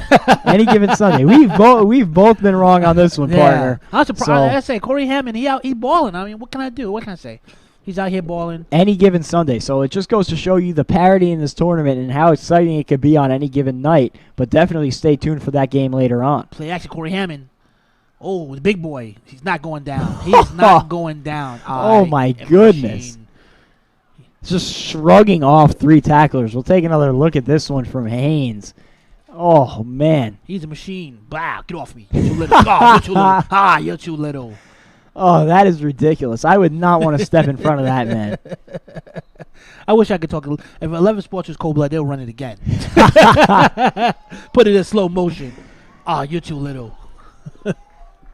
As you hear the fans starting to get into it a little bit here. And Paterson U down there in the stands getting ready for their game up next, starting at 9:30. Definitely don't miss that one. No, that's going to be a goodie, folks. You better not turn that channel. Don't switch nothing. Just keep it right here. Corey Hammond wiping off the football. Trey Baskerville checks in that tight end here. Corey Hammond drops back. The Iceman cometh. Balls up. Through. And he had Haynes coming out of that route, too. Entire stadium knew that Haynes was getting that ball. So now we're looking at we got a fourth. Looks like I got a 4th and 5 here. Let's see what the Hawks decide on doing on this play. And I think that this is 4-down territory, of course, especially when you have a guy playing as well as Hammond is right now. Yep. You got to give your offense a shot here. Yeah, they haven't, with the exception of big plays, they haven't had really drives. 10 yards here, 12 yards here, 10 yards here, 15 yards here. So, it's been big plays. So yeah, absolutely, they're at this point where they can go for it, 4-down territory. And this is a turning point. Yeah. Now, Hawks got to be excited on this one because they get a stop here and they get the ball back and they can take the lead. So Corey Hammond. Albania to his left. Trots back. Hammond. What a pass. What a catch. And that's going to be enough for the first. And that. If I close my eyes and he said it was fourth down, who's he going to? Either Haynes or Petio, right? Yeah. That's it. Haynes or Petio. Let's see who we're going to. Petio, of course. Right? All I got to do is close my eyes. And so now there's some question on the spot. I think from up here was clear as day that was a first down. But I know the ref Eli. The ref Eli goes for a forward possession on that one. We take another look here on the reception. The spot's right there. So all that dragging back and everything. Now let me ask you something. Yeah. Why would you run a curl route short of the first down marker if you know you need 5 yards for the first down? It seems like a little bit redundant. I have no comment on that one, sir. I have no comment on that one. So, I mean, even without watching the play, if I told you it was a curl route on 4th and 5. You know what? Ask me the question again. Why would you run a curl route short of the first down marker on 4th and 5? That's a terrible call. You wouldn't do it. I said no comment originally, but I want to change that. It's a terrible call. Yeah, so I think it's pretty obvious that was probably a 6 or 7 yard curl. The only reason why I think they probably ran that curl because they knew that Petio, they was playing soft. Yeah. Right? Yeah. And they figured if you ran a curl. But Petio has to do, so Petio, what he has to do is, he doesn't run a 5 yard curl. He has to run a curl at that first down. Yeah. That's what he's doing. Yeah. I'm sure Hammond was in a huddle and saying, listen, you run the 1, you run the 5, whatever case is, but Petio, listen, you run the curl, I'm coming to you. You need to do the curl at the first down. So right now. And it looks like we're going to get back on the replay here again. Some discussion. You see the sportsmanship from the teams here discussing after the play. I'd love to be a fly on the wall for those conversations. It's funny. You don't even know who's winning, who's losing if you're looking down there. Yeah. It look like they're all on one team. And that's the thing. The league is a big brotherhood. The league is all family. So look at him arguing about the spot of the ball right now. And we are going to take another look here in the booth on this replay review as they are reviewing the spot. But at the end of the day, folks, you could just look at this right here while we're looking at the replay. These are all men that have to either go to work tonight, got to go to work tomorrow. Like I told fans last week, A7FL Mondays, they got to be at work, in the morning. They're not going to be able to have a day to recover. So again, we're enjoying the game we love, right?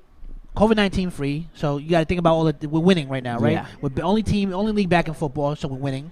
COVID-19, we're winning, right? So you got to enjoy it, and that's why they're smiling, that's why they're having fun. So now they're trying to find a spot. A good chance there to give a big thanks to our sponsor, Salus. Salus bringing back sports. The Salus solution is helping bring back sports, entertainment, the workplace, and education by creating COVID-19-free biospheres, and they have done that here at Yogi Berra Stadium. You see these players interacting and able to feel comfortable doing that because every player down there, every official, every person on the production staff has been tested. Mm-hmm. All that information consolidated into the Salus app. And they've really done a nice job with the testing, making everything easy and simple. It was a quick 10, 15-minute process, and it creates this environment where we can all, feel safe down there. You see the guys on the field shooting the breeze, and it looks like the Hawks are going to get the stop on that spot. Sheesh. Let me see. I bet you the laundryman was involved in that one. Yeah.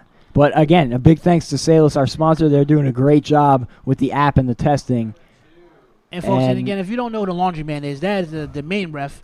If that was the nickname, I normally give the nickname. So endearingly known as the laundryman. Yeah, but my main man Jack here gave a nickname to the ref because he throws last week's games, and you guys didn't check it out. Tune it in. It's on the Twitch page, right? He threw a flag. Every other play? I started guessing them. I started saying a flag's coming. I guarantee a flag's coming. And I think the nickname gave some incentive to calm down with the flags this week. Right, yeah. Because it's been a very well officiated game. It has. Back to live action. My man CP3 Calio. Quick screen over here to the right. Great pass. And he got a lot on that one. Looks like he got close to the first down on that one. And I mean, I'm just super surprised that the replay review came back and said that spot was short. Yeah. Because I was sure that they had gotten the first down there, but a huge game-changing play right there because instead of the drive alive for the Renegades, now the Hawks get it back down less than one score, and they got a chance to make some noise. But Jack, you said it. You couldn't have said it more beautifully. Why would you run a curl before the first down? It makes no sense. Right. Back to Khalil. Khalil got a lot of shaking big, a lot of comeback speed. Little B button action. Yeah. So it looks like we're gonna. Let's see. He didn't get that first yet, but it looks like he's gonna be very close to it. More discussion about another spot here. Don't think this one will have to go to replay though. We'll get about a third and around 5. CP3, we need you to start balling. Folks, Corey Price, previous league MVP, won a league championship with BIC. Previous MVP, number 11 right here. He's been a little quiet this week. Very quiet this week. Had a big game last week. Let's see if he's gonna make a big play right now. CP3, the fans need you. Another quick screen over here. Khalil, shaking big. Woo! Cut back. Excuse me, you're too small. Whoa! Got a lot of speed over here. You're looking. Oh, we having some fun. Touchdown, Hawks. That's a touchdown. Sheesh. We're having too much fun out here. Look, they're having too much fun. He's high stepping. He wasn't even running 100% speed. He's running like 60%. On the quick screen, it looked like they were running that quick screen just to get to first down. As we take another look, Look at this. Blip, blap. Oh, got him. Got him. Sheesh. the stiff arm, and he was gone. To the end zone for 6. And he let him know about it too. He got lucky. Another Yeah, 2 he almost- yards. Oh, that would have been big. Oh, that would have been how many push-ups? Ooh, too many. Jordan, that would have been about 100. Had to be 100. Talking about man Raymond Jordan. Jordan says 100. Folks can go with 100. Yeah, imagine if you would have fumbled that ball. See, that's the thing about celebration. It's cool to have fun and But you showboat. better be sure. But you're you getting in better that be end zone. sure you in that end zone. Because you know, what was that, 15, Trey Baskerville? He was hustling. He was looking to make a and play. he got a hand on it. Yep. Just a Just day late and yeah, a dollar short. Just a second later. And luckily for Khalil Green, he was in the end zone, and that gives the Hawks a 20-19 lead. So now our pick starting to look a little better. Yep, looking real good indeed. Again, folks, if you're just tuning in, there's no kicking involved. So they're going to have to score a touchdown to win this game, the Renegades. CP3, Calio, got to make a play. Still under there. Can he get there? CP. Oh, got some energy. Oh, none of that, sir. None of that. And that was a great play defensively, and I don't even know why I'm looking at the roster. I know it was Malik Brown. You know it was Malik Brown. It was one of two guys, and you can't mistake DeAndre Haynes. Yeah. So, of course, it had to be Malik Brown. It's either the big guy or the little guy. Yeah. All right. And the little guy is, definitely an overstatement. I would not call Malik Well, Brown. when I say little, right. Yeah, Yeah. relatively. Right. He's 6. Yeah, like I said, he's towering 6'8". He's still, Yeah, when we get out there, he's not the little guy. No, he's not. He's not. But looking from up here. Right, exactly. So now the score remains 2019. I was asking myself why CP3 was calling them screens, but you know what? I guess they saw something we didn't, right? And they got it to the Mama Shakes, and they call him Mama Shakes for a reason. He got that shake and bake. And you know what they say, we've seen a bunch of those screens not work out, but even a broken clock is right twice a day. Yep. And it was on time right there. You're right about that. I like that one. I'm going to have to use that next time. A broken clock twice a day. I like that one. Back to live action. The most exciting time here, folks. Oh, what a throw. Can he make a play? Ooh, almost went out of bounds. Saltis, can he get there? Saltis misses it. None of that. None of that. That was a great tackle there by Adam Robbs. Played college football at Caldwell College. Also, previously a baseball player for them as well. Great that was there. Ron Brown on the return for the first time, so a little change in personnel for the Renegades. Interesting decision. You could see they made some changes at halftime. 20-19, the Hawks lead it. 9.5 to go here in this third quarter. And another big possession for the Renegades where they got to answer back now. Big Angry, you see him clapping his hands down there, folks? He's ready. You guys understand my man Big Angry. He doesn't take plays off. And the Hawks have all the momentum right now. Big Angry is coming for you. Corey Hammond got to make a play. Jet sweep over here. Fumbalaya. Get Petio. Can he get away? None of that. None of that. Petio just lucky he was able to recover that fumble. That handoff exchange. Woo. And we'll get a second look at this one. Petio on the handle. You know what? It's because Hammond didn't dry the ball off with the towel before the snap. Oh, that's cold blood. You gonna blame Hammond for that one? That's cold blood. You got to tell him he's got to dry it off on run plays too. Yeah, he does.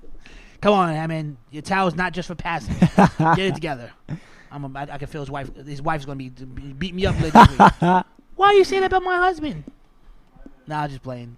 We love Corey. He deserves nothing but praise after his first half performance. That's for sure. But the second half is going to be make Remains to be seen. Yep, make a break. Back to live action here. The jury is still out. My man, Iceman, Corey Hammond. Iceman, give a quick screen. Petio could get there. Woo! Petio with the shake and bake. And that's going to be very close to a first down. The Haitian sensation, folks. And now this puts you in a position where you're probably in 4-down territory. You're going to...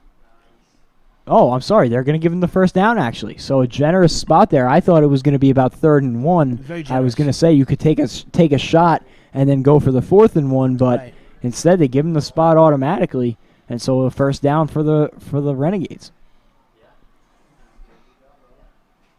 I definitely thought he was short from this angle. Yep, I did. Sure indeed. So Haynes and Baskerville checking that tight end. Toss over here to the right. None of that. Whoa. Sheesh. My goodness. And that was Bobby Newman, Mr. One Big Play, coming in with that hit. Because Albania was falling forward. He was going to get some some extra yardage as we check out the replay. He's going to definitely feel that in the morning. Sheesh, look. You got one hit. Look, Wow. falling forward. Here comes one big Boom. None of that. Wow, big hit from Newman. Albania might need a blow after that one. You might get some icy hot or something. And he did take a seat on the sideline, grabbing that back. Yeah, I need to play off. Hey, double fist. I need to play off, coach. Come on, get someone in here. Back live action. You got Petio. Was that Petio in the backfield here? I believe that's Emmanuel Mack. Emmanuel No, Mack. I'm sorry. That is Petio in the backfield for the first time today, So I believe. So what do you think is happening right now? Maybe a little trickery. Petio with the screen. Oh. Oh, what a play. K-Wack. None of that. Getting right in the backfield. Sniffing out the play action. And Hammond didn't even have a chance on that one. They were doing some type of play action, middle screen to Petio, and he blew that up.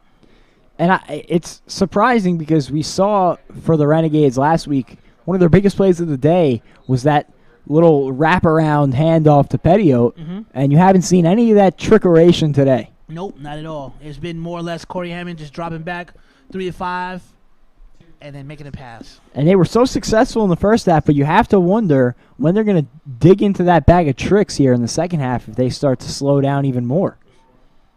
You hear that, Corey Hammond? Jack is calling your name. Got to make a play. A big 3rd and 17 here for the Renegades.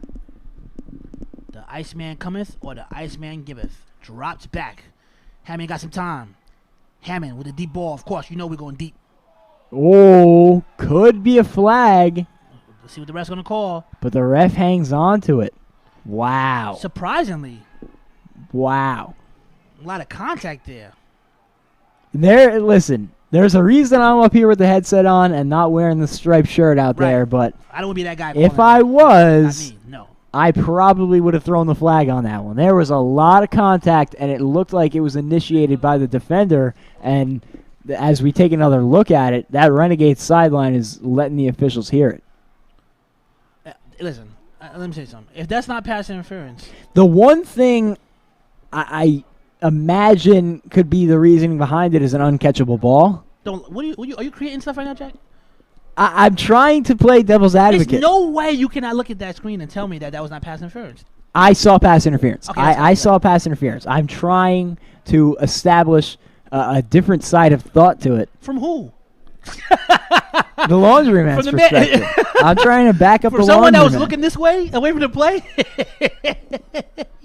That was a clear passing. Oh, sheesh. It looked like they were playing leapfrog. Yeah, exactly. He said that when he jumped up, he bodied Yeah. him. But again, hey, if the ref don't want to call it, hey, Yeah, nonetheless, we will see a throw off here. And I would bet any amount of money that this throw is going straight out of bounds from absolutely. Dondre Haynes. But you know what? Back to that last play. I'll be honest with you. There's no such thing as a perfectly called game, right? Yeah. You're gonna miss plays, right? Just like any ref, on any level of any football. So sometimes, you know what? Because you're absolutely right. Perspective of the ref. Maybe he just saw two players trying to make a play. Incidental contact could have been. That's what he probably could have. Maybe he doesn't want his ref throwing a flag. That's a huge play, by the way. What was that 40-yard pass? Yeah, and like you said, sometimes you just want to let the players play, Yeah. and maybe he didn't have the angle on it, but nonetheless, the Hawks will get it back, looking to tack on to a great second half so far. But I tell you, if this game was last week, Not only is that a pass interference, but he probably would have thrown a 15 yards.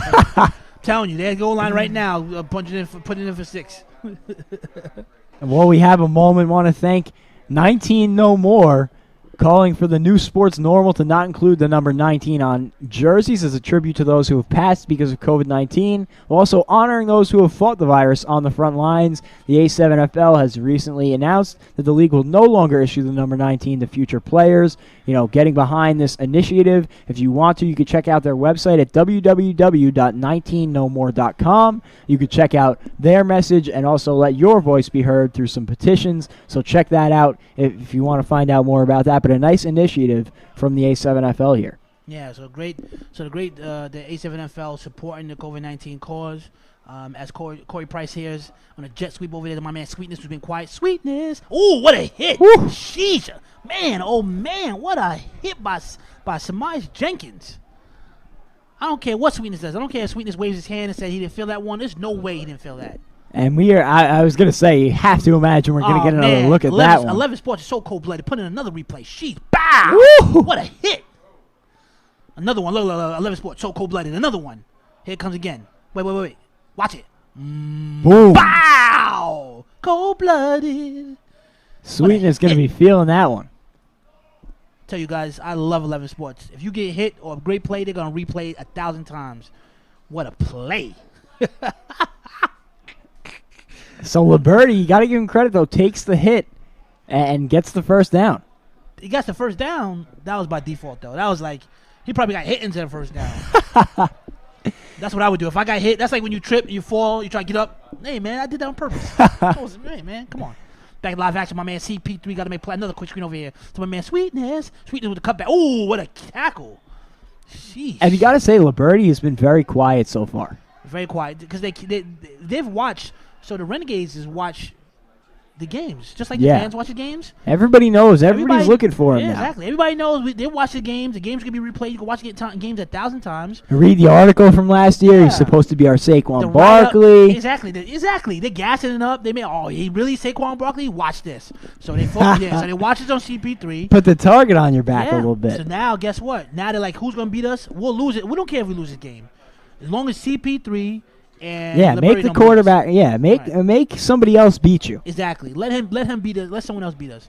So far, Renegades has played a solid game thus far.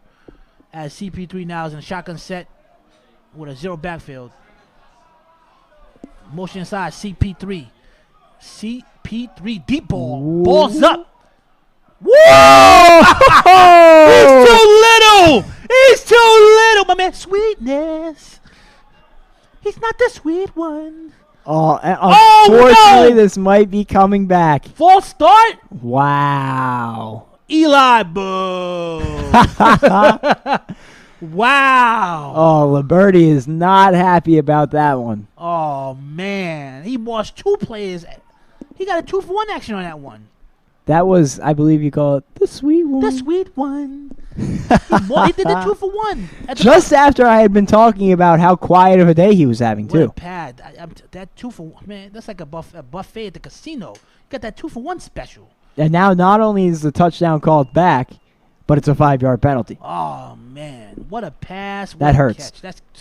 We were just talking about how CP3 and Sweetness, Michael Bird, need to make a play, right? And they do that 1-2 connection.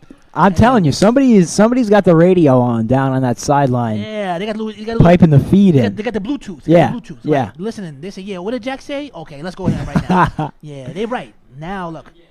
And the scoreboard tells us that was a hit. The official score ruling it a hit, not an error. Now, let's look at this replay right here. CP, look, he got some good ball. Bow! Too little. It did double coverage, no less. Again, look, 11 Sports, cold-blooded. Let's watch it again. He's like, listen, I don't care if it's not a touchdown. I'm looking for the penalty, and I can't seem to find it. Look at Sweetness. Sweet one. As you saw at the bottom of the screen there, the flag come flying in. But wait, I'm confused. If it's a false start, how you throw the flag once he's in the air? Yeah, it should be a dead ball penalty. You know what? I need answers, refs. I got... You're like the king of accountability. Yeah, because that's a tough play. That's tough. He just ran down the field. He did a little celebration, too.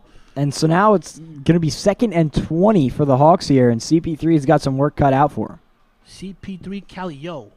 Play action. Got some time on another deep ball in the air. CP3 to Bobby Newman. Oh. And he had him again. Sheesh.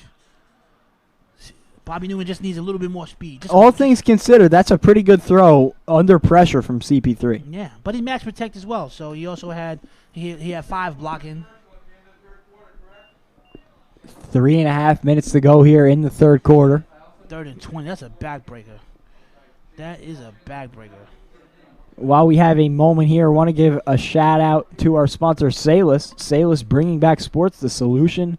The Salus solution is helping bring back sports, entertainment, the workplace, and education by creating COVID-19 free biospheres. And they've done that here at Yogi Berra Stadium tonight and all the weeks that the A7FL will be playing here, testing all the players and staff, consolidating that information into the Salus app, and letting us all feel comfortable and letting us have some great football that we've been seeing here today. Yep, shout out to them. Definitely appreciate you guys. Without them, we wouldn't have football here.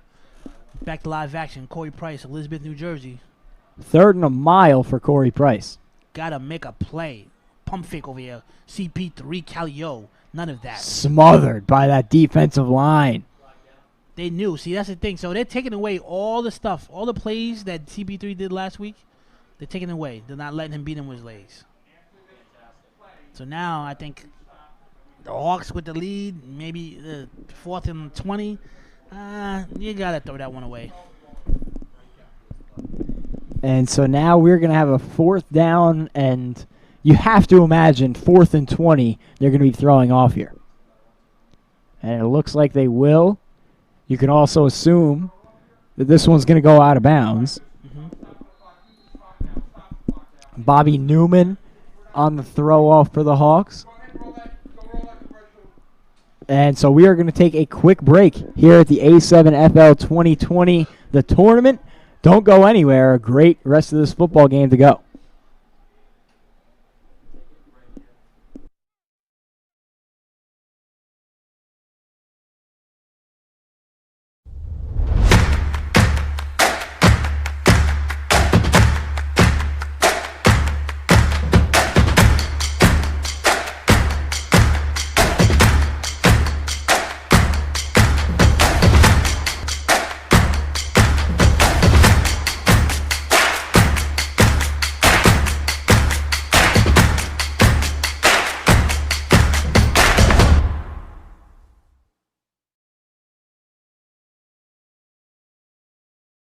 It's not flag. It's not two-hand touch. It's the real deal. There's a league going on right now. Yeah. A full contact tackle football league with no helmets. It's called the A7FL. Is this what the NFL turns into, which I'm watching right now on my computer screen? Right. That's the league that's going to take this country by storm. All this league needs is a TV contract. My man's Silky. He's on the go. Quick pass. Come on, hard body. Hard body. Hard body. Hard body. The batata. He's doing the batata. Damn. You could play an entire game in the A7FL and not hit your head one time. It is impossible to play a game of football with helmets on and not hit your head almost every single play. Yeah.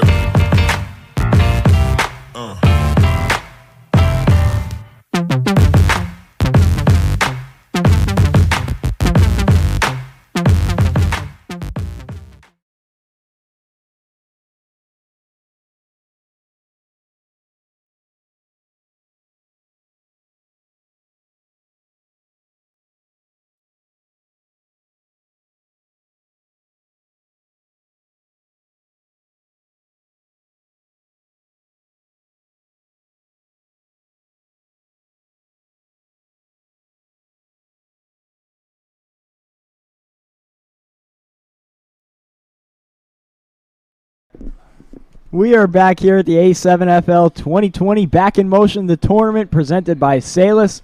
About just under 2 minutes to play here in the third quarter as the Renegades get the football back, looking to regain the lead.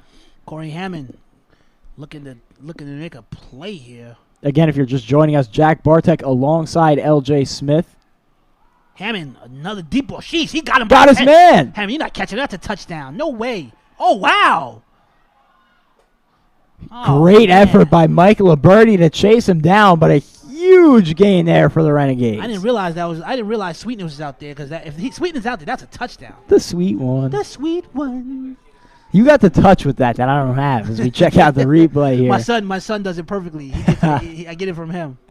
What a pass! Hit him in stride. Sheesh. Eddie Pettiot finally getting his name called. He's been a little bit quiet today. The Haitian sensation out here balling. There when you need him. Yep.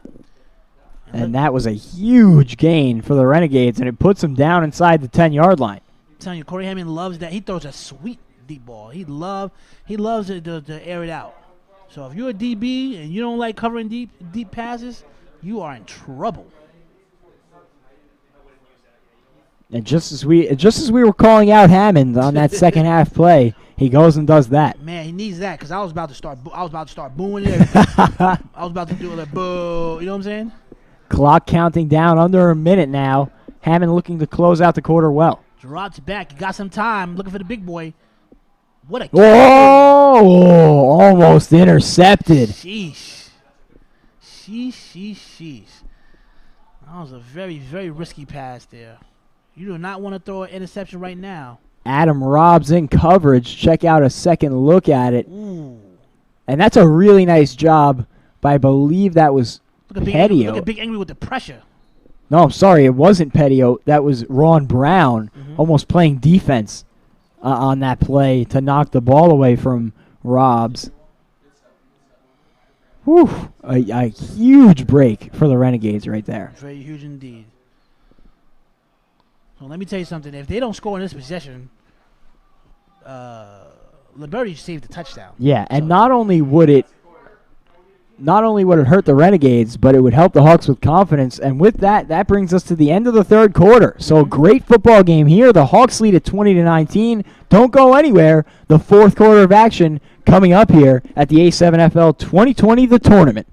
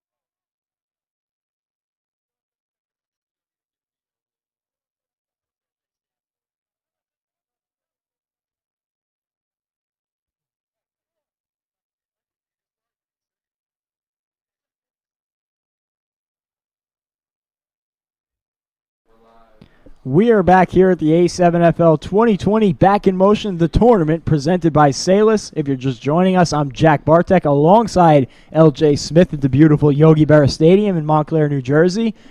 The Renegades knocking on the doorstep here, down 20-19. Hammond back to throw, looking end zone. Ooh. Incomplete. Great pass, though. Great pass. And it looked like it was Ron Brown who had a chance on it. But it would have been a spectacular play if he made it. But like you said, a great throw by Hammond. But the incompletion brings up 3rd and 10 here as we get a second look. Hammond really threading the needle there. But Brown can't reel it in. And I got to be honest with you, it's one he probably should have had. He should have had indeed. You're absolutely right about that. So hopefully this doesn't come back to haunt him. That would be the second play of this drive that would come back to haunt them. If you're just joining us, Eddie Pettiot had a huge reception to start the drive, but got chased down by Mike Liberty, the sweet one. The sweet one. To save a touchdown. And the Renegades need to get in the end zone badly here. Iceman cometh, Iceman giveth. What a pass. Short of the goal line, but it will bring them much closer, and that's Eddie Pettiot again. Posturing up and letting him know. You know Pettiot's getting the ball. Either one or two people's getting the ball. Pettiot's getting the ball, right? Or Hand's getting the ball. Just tell it to yourself. So when you're guarding these receivers, just say, hey, the ball's coming my way. So here we go. Probably the biggest play of the game to this point. Down 20-19, the Renegades on the doorstep. What's the play call? Probably about 3 yards to get into the end zone. 4 yards. What are you going with? I'm running the ball, but I know I'm personally going to run the ball because I think that the Hawks is going to anticipate a pass. So you're playing like the double reverse Uno card. Right. But Hammond, knowing Hammond, he likes to pass. Let's see what he does with the ball. He's going to drive the ball. Let's take a look. Wait a second. Play action. Rolls out to the right. Can he make a play? Overthrow. Is there a flag? Oh. Incomplete. No flag. What a turnover on downs. Sheesh. Liberty in coverage. And Baskerville looking for the flag. K-Wag with the pressure. Sheesh. Oh. And I'll tell you what, that backhand around the hip. Yeah. If you're not careful. The ref didn't see that one. And they might be saying it's uncatchable. I believe they're saying it was an uncatchable ball. This is the thing, right? There's no such thing. If you're throwing the ball 10 or 15 yards over my head, that's different, right? But if the pass is right here within the arm reach, how's it uncatchable? I better not hear a ref say it's uncatchable. But now a chance for the Renegades defense, which has been so good the past 2 weeks, to really batten down the hatches. Mm-hmm. The Hawks all the way backed up inside their 5-yard line. And the Renegades need to stop here. Yep. So a big stop. Like I said, that tackle, like I was telling you earlier, right? Huge play by Mike Liberty. Huge play. That's a touchdown saving play, and now look what happened. So that could be the biggest. That may be the biggest play of the game right there. Cost him in a very big way. As the Hawks huddle up and talk this one over. And real quick here, as the Hawks are huddling up, definitely give a shout out to the Hawks sponsors over there, Standard Garage Doors out of Hamilton, New Jersey, MJ's Bar and Grill, and Gillespie's Group Flooring. Definitely want to give them a shout out. They're the ones who provided their uniforms for the A7FL. So definitely want to give a shout out to them. CP3 right now. And I believe we're going to get a whistle here. No. I'm not sure. I believe there's a little bit of confusion on if you can challenge a pass interference call or no call. Why? And while we have a moment here, we're going to take a quick second to shout out one of our sponsors, 19 No More. And, of course, 19 No More, trying to create the new sports normal. No more number 19 jerseys in sports is a tribute to those who have passed away because of COVID-19. So a noble message there. www.19nomore.com if you want to check out their message and let your voice be heard through some petitions. And, you know, it's is an interesting message. Glad to see the A7FL getting behind it. They will not give out the number 19 any longer. And so check it out if you get an opportunity. Right. So Salus supports the league itself, brought back football, and we in turn, the league itself, goes ahead and supports their cause as well. Supports the cause that affects all of us. Right. So it's a great thing that the league has done. Definitely shout out to them as well. As the Hawks now have the lead by 1. CP3 is not a stranger. Last week he had the same thing. He had to make big plays towards the end of the second half.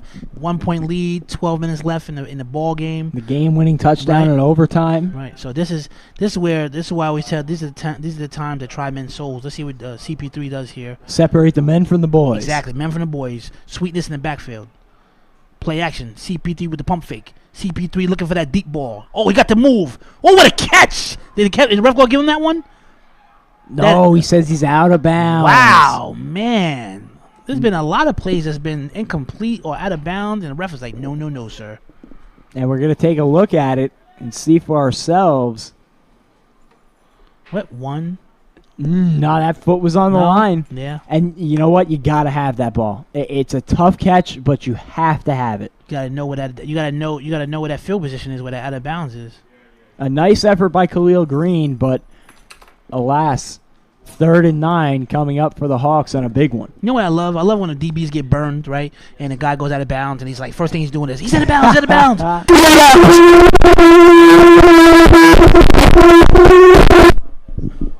No problem. And so a huge 3rd down opportunity here for the Hawks. CP3 got to make a play over. Intercepted! What a pick! Sheesh! Take it to the house for 6? No. Take it to the house? Down. And now the ball's out. That's gonna be that. That's going right back to Renegades. But the Renegades get it back in a huge interception, and the Renegades come away with it. Wow. Let's look at it again here. CP3 dropping back again, forces the pass too high. Way overthrowing the receiver. Sheesh.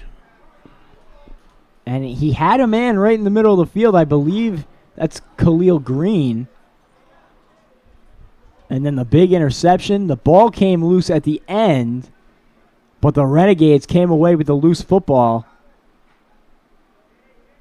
And so they will retain possession, and a huge chance for Corey Hammond getting the football back right inside the 10-yard line. So a chance to start over. How tough would this Hawks defense be right now if they had two red zone stops right now?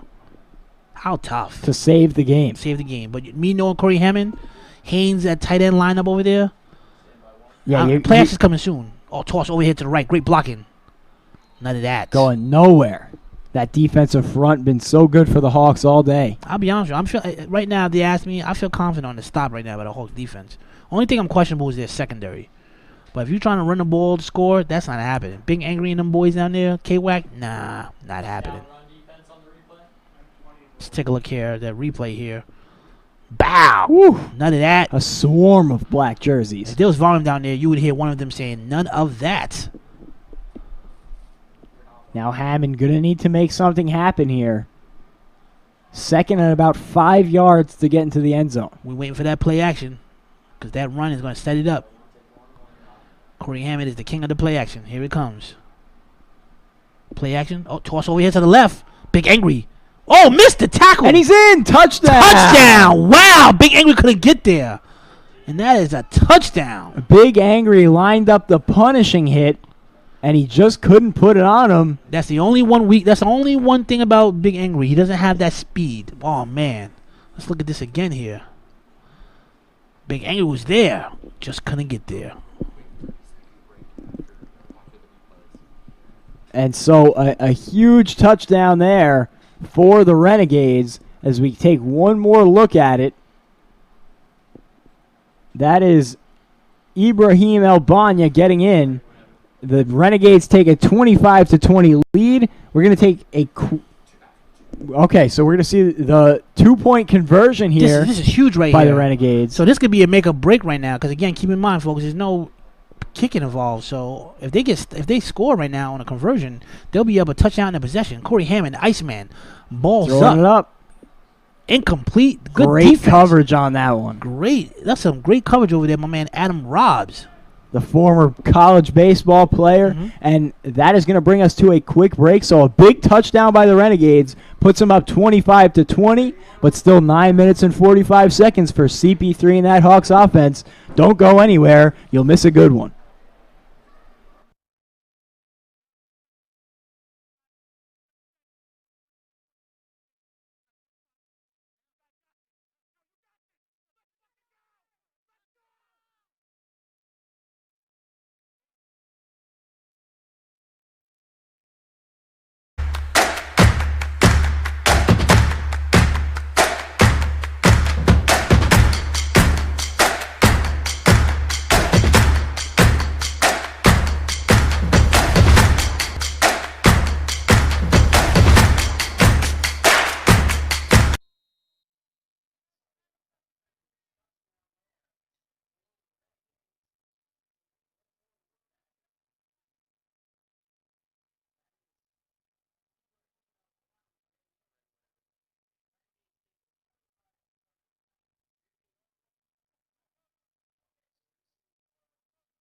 And we are back here at the A7FL 2020 Back in Motion, the tournament presented by Salus. I'm Jack Bartek, alongside LJ Smith at Yogi Berra Stadium. The Renegades with a huge touchdown to give them a 25-20 lead over the Hawks. And now here on the throw-off, a little stalemate. They got CP3 on a return.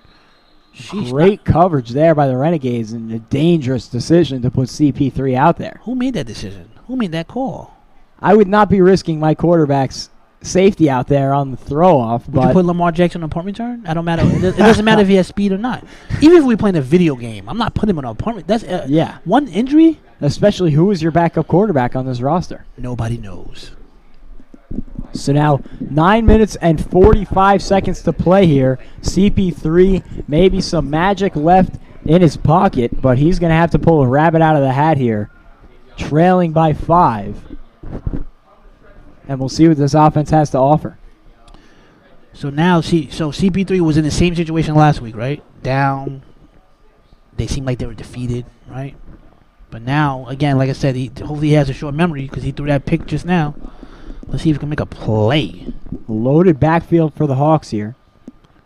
Fix here. Oh, to my man Sweetness. Sweetness holds on to that rock. He almost coughed up that pill. Almost lost it. Yep. And that should be enough for a first down, or at least close to it. Nice run there from Liberty. Great play call, getting him involved there. Look at this replay here. The play action. Right up the gut. And dragging a few tacklers for a couple extra yards at the end of that thing.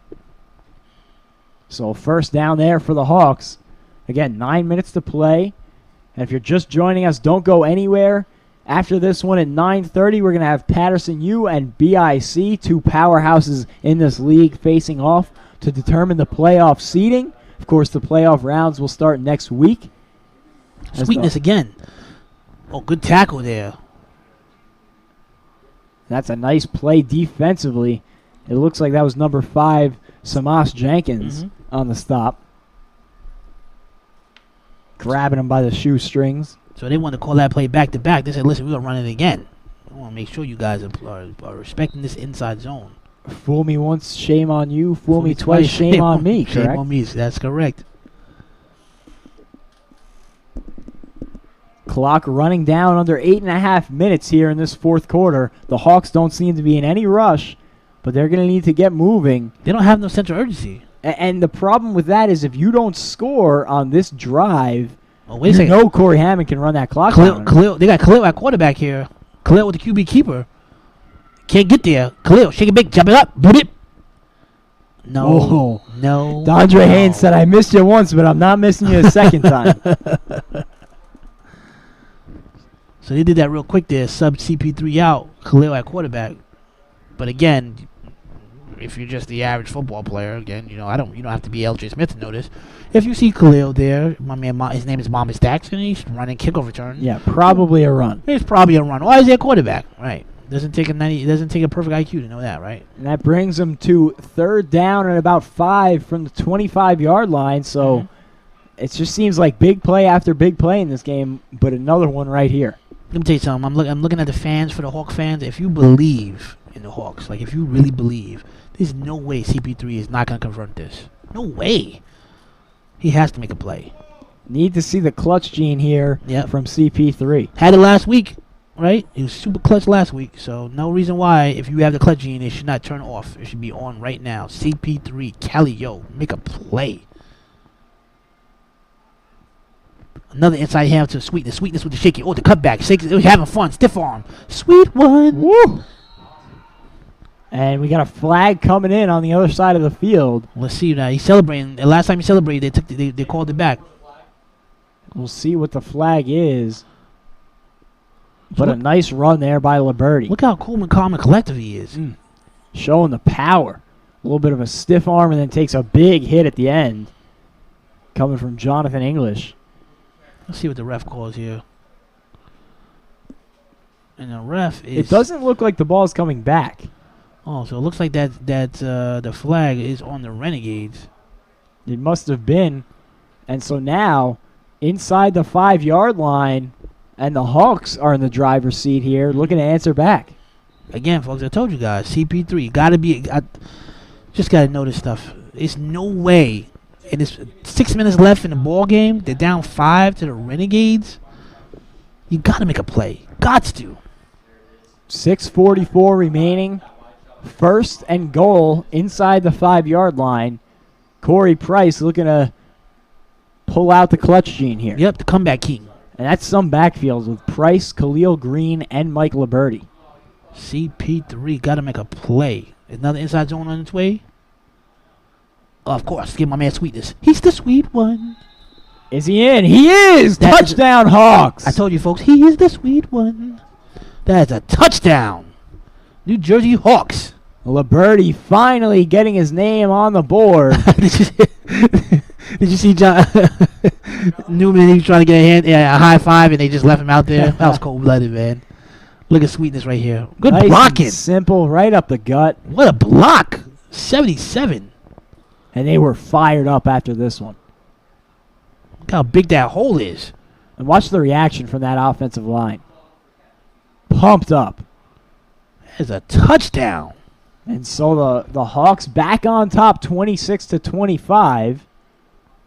You have to imagine going for 1. I don't see the advantage of going for 2 here. There's no kicking field goals, obviously, so absolutely going for 1. But regardless, they gotta still play defense. Yeah, 6:21, way too much time to count out Corey Iceman Hammond. Going right back to my man Sweetness. Let's see what CP3 calls. Khalil's like, no, I want the ball this time.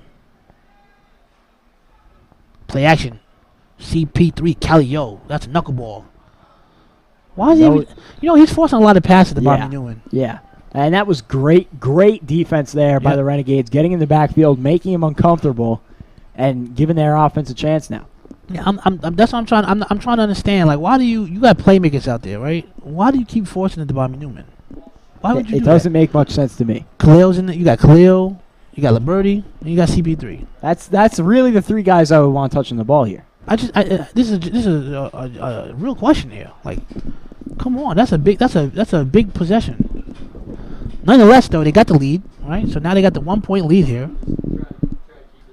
As we see Paterson U getting ready on this sideline here, getting pumped up for their matchup, taking some pictures, getting ready to face off against BIC right after this one. So don't go anywhere after this game because more exciting A7FL matchups on the way. And if I see correctly, it looks like my man, the smoke is in the building, Pat Coburn. We're going to have a goodie here next, folks. But this one's not over yet as the Renegades on the return here. Oh, fumble right out! Fumble, let's see what the call, ref. What's the call? And the Hawks will get it back. My goodness. Oh. Wow. Talk about what a play. Let's look at this again. Fumble Ruski. Wow. And it was number 1, Dante Brown, punching it out. That's the first time we've called his name all day. He's been holding that. Yeah. Came up in the biggest spot possible. He was holding that ball like it was a loaf of bread. Taking it home to Sunday dinner. You gotta tuck that thing in. You gotta tuck that thing in there. So now the Renegades defense needs to come up with a stop here. If they don't, realistically, if the Hawks score a touchdown, they would need the 1-point conversion. Ball game. They score right now, ball game. No more, way. More likely than not. There's no way. With a convert, remember they'll be up 7 then. They'll be up 7 with a possible 8. With a possible 8. CP3's not letting this go. MVP CP3. That's his real name. MVP CP3. Got to make a play. And we'll tack on some penalty yardage to it here. I'm sorry. It looks like they're going to call that on the Hawks. It looks like it's going to be a false start. Looks or like will no. it? Now they're saying offsides. Offsides here. And the laundry man says, no, time me to get some calls in. Yeah, okay. From the Hawks' reaction, it looked like they were calling that a false start, but it was clearly an offside. Clearly. 6:01 to play here in the fourth. The Renegades need a stop to give their offense a chance here. Trailing by 1. They've really disappointed in this second half after a great first half. Now, question: this situation, you're CP3. What are you doing? Are you running trying the ball. to just run the ball? You're not trying to running out this. You're not trying to get you're not trying to catch them sleeping with a. Well, over the top? thing is, I think their most potent attack offensively is running the ball anyway. Right, I agree. Sometimes I just think try to be cold-blooded, keep them, one-on-one. Maybe you throw in 2 runs in a row, give them a play action fake, and take a shot at that end zone. But I'm keeping the football on the ground here. There's too much that could go wrong. And they're going. Oh, look, they got the dual right there. Khalil and got my man Sweetness. Play action right there, my man Sweetness, hopping and bopping, chipping and jopping. And look at that, just chunk yardage, chipping away, especially after you got that 5 yards from the offside penalty. There's no reason to put the ball in the air, at least not yet. Yep. So now they're in true clock mode. They're just going to run that clock, take their time, talk about it. Hey, man, I got work later, man. What are you doing later? Hey, I got dinner. I got to be home at 8, things like that, So now they're just chewing that clock, chewing that play clock here to give less time for the Renegades to be able to come downfield. Regardless if they get stopped or not, they still got to drive all the way downfield. So Corey Price, my man CP3, shotgun set. The sweet one on the right side. Khalil to the left. Play action. Keep it. Oh, what a play call. Blip, blap. Oh, he's still up. Wow. Man. Wow. And he almost had that outside for the touchdown for a second. He's wiping it off. He says, oh, man, you just wipe off that hit. He said, I ate that. Big first down run for the Hawks. Corey Price is a small guy. You got to be able to make him pay on that. Sheesh. Look at this. You think you got him? Bow. No. CP3 MVP. He ate that hit. Look at this. Flexing on him. So 4:40 remaining and counting. And about 8 yards to the end zone. That was a great play. Hawks. That was a great play call.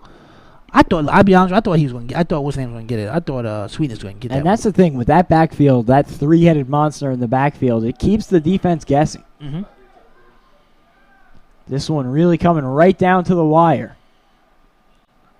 They're running that clock. Tick tock, tick tock. Gotta give it back to my man Sweetness. Look, he only got his gloves. He only got his gloves tied up. Play action. Keeper. CP3 Calio, of course, using legs. Out of bounds. He didn't want to get that hit this time. He's like, nah, man. Not this time. I got away with the last hit. Y'all not going to give me this time. And, of course, that clock keeps on running right up until the 2-minute warning. Under 4 minutes to play here. That'll bring up a second and probably about 4 after the gain. Well, second and goal from the 4, I should say. Well, let's see. Yeah, the sticks are down. So second and goal. So a big chance for this Renegade defense here. An even bigger chance for the Hawks offense to close things out. So if I'm CP3, like I said, I'm not calling, whatever plays I'm calling, regardless if I'm running, or I'm throwing a fade, or whatever it is I'm calling. I'm not hiking that ball until there's 5 seconds left on the play clock. Again, that 3-headed monster in the backfield, CP3, Khalil Green, and Liberty. CP3 inside. Oh, none of that. And who's there for the tackle? The big man, Dondre Haynes. I am a machine. Clowney 2.0. And you could just see from that angle how much bigger he is than everybody else on the field. Yeah, he's a big guy. I don't want him to. I don't want to play football. Not today. Oh, he's playing? Oh, not. Oh, yeah, you want to play a pickup game, LG? Sure. Oh, he's playing? No, never mind. I got work today. Yeah, I got work today. I got to be at work in a couple hours, man. Go ahead, man. I got a doctor's appointment anyway, you know. I got to be there, you know. Can't be late. 2.5 minutes to go. You're creeping up on the 2-minute warning. No, really, because I don't know what do you say, 6'8", 250 something? That's the measurement that we got. I got to be to work tomorrow. Yeah, I'll pass on that one. Yeah, I'm not CP3. Back to live action here, my man CP3 Calio drops back with the pump fake. You can't get him. CP3 got too much speed. Oh, throw it over to K-Wack. K-Wack can make a catch. Oh, incomplete. K-Wack, you got to come down with that one. And he had him wide open. No one in the same zip code. K-Wack, you better pick that head up because you owe me 25. Do not think I forget. LJ's watching. He try to put his head in the mat and try to act like he see what guys do. Look at this pass. Another look at it here.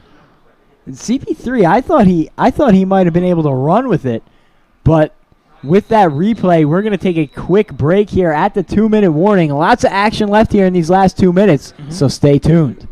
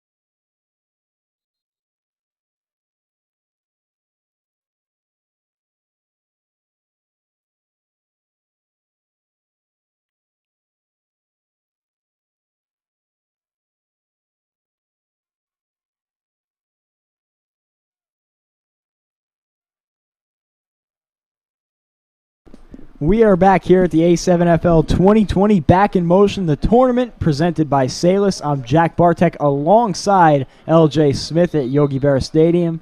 Salus bringing back sports. The Salus solution is helping bring back sports, entertainment, the workplace, and education by creating COVID-19 free biospheres. They've done a great job getting all these players information, testing them for the coronavirus, and consolidating it into their app, creating this biosphere that we can all feel comfortable in. So big thanks to them for creating this environment for us to play in today. Yep. So definitely shout out to them. I appreciate them for this. Actually, with their sport, this is their first football that's back, right?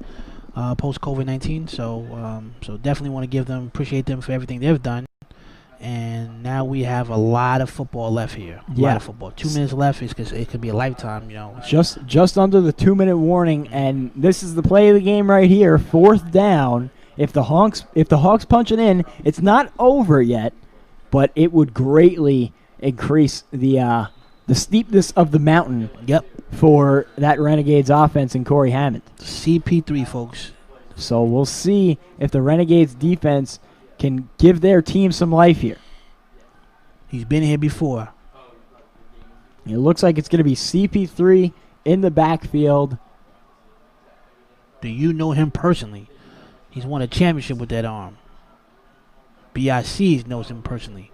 He's won a championship with BIC. CP3 looks like he's going to be alone in the backfield. Liberty out wide along with Khalil Green towards his left. And here we go. Shotgun set, drops back. CP.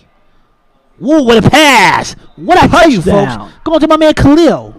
Looking too easy out here. And it just seems like every big play, it's Khalil Green. Wait a second. Wait, correct me if I'm wrong. Khalil caught the game winner last week, no? I believe he did. Sheesh. He has been all over the place for this Hawks team. Let's look at this again. My man CP3 Calio looking too easy. And a nice throw by CP3. Putting it right on the numbers, hitting him in stride, and that is just too easy. Bow. Touchdown, New Jersey Hawks. And so now, another huge play to continue to give themselves some life as we see Khalil Green on the sideline, emotional after that score. That was a big play. That's back-to-back game-winning drives. I'm sorry, game-winning touchdowns.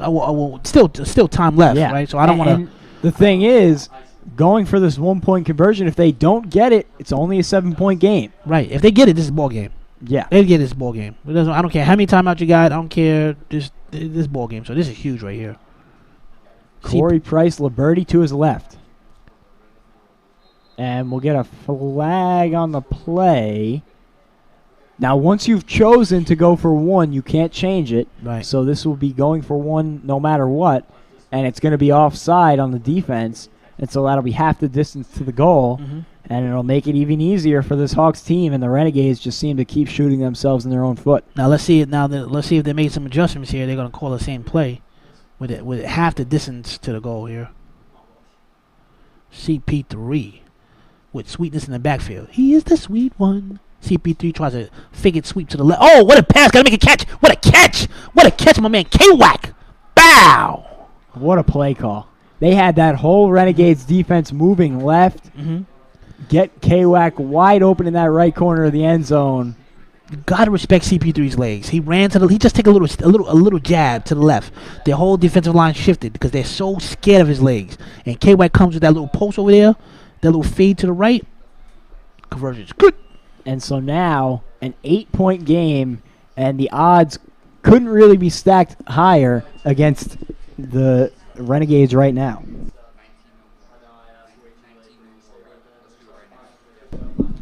And while we have a moment here waiting for the throw-off, I want to give a shout-out to 19 No More. The 19 No More Challenge calls for the new sports normal to not include the number 19 on jerseys as a tribute to those who have passed away because of COVID-19, while also honoring those who have fought the virus on the front lines.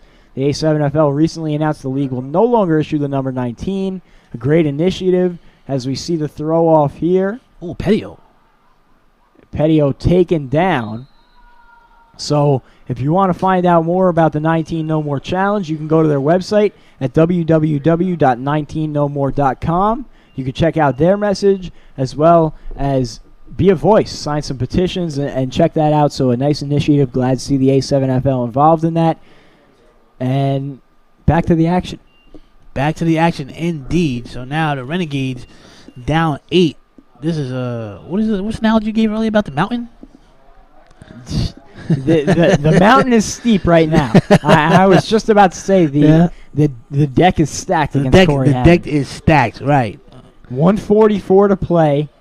Got to travel about 50 yards, score, and then score the 2-point conversion from the 10-yard line. Now let's talk about something. If anyone could do it, the Iceman, the veteran, the vet can do it. Let's see what he's going to call. He's seen it all. Hammond. Making some adjustments. He had a lot of scrimmage. Drops back. The Iceman. Using his legs. Looking for that deep ball. Got so much time. Good blocking. Can he get out of bounds? You know, he got little wheels. You saw that? Very well done. Yeah. Very well done by Hammond. And a nice block from Dondre Haynes to buy him some extra room by that sideline. That was very smart. So he didn't force that pass. He didn't force that pass down there. And it's just tense moments. You can feel the tension right now. Yep. And you could see the intensity in Hammond's eyes trying to lead this comeback drive. They have a chance. So you got 3 timeouts, right? So 3 timeouts stop the play, and then you also got the sidelines that stop the clock under 2 minutes. Yeah. And they're down 8, but it's doable. If anybody could do it, the Iceman can do it. But listen, it's doable. I've actually seen this A7 league someone the Chiefs throw a Hail Mary and beat BIC on 1 play. Any given Sunday. Right? Any given Sunday indeed. So let's see if my man the Iceman cometh or the Iceman giveth. Got some time. Looking for that quick out. That ball got tipped at the line. Luckily Haynes comes away with it because there were 2 defenders swarming for that one. Now, did they use a timeout or Haynes? The clock won't start until the ball is placed. So 1:26 to go. And I believe the Renegades just did use a timeout to stop the clock. That's huge. That's huge.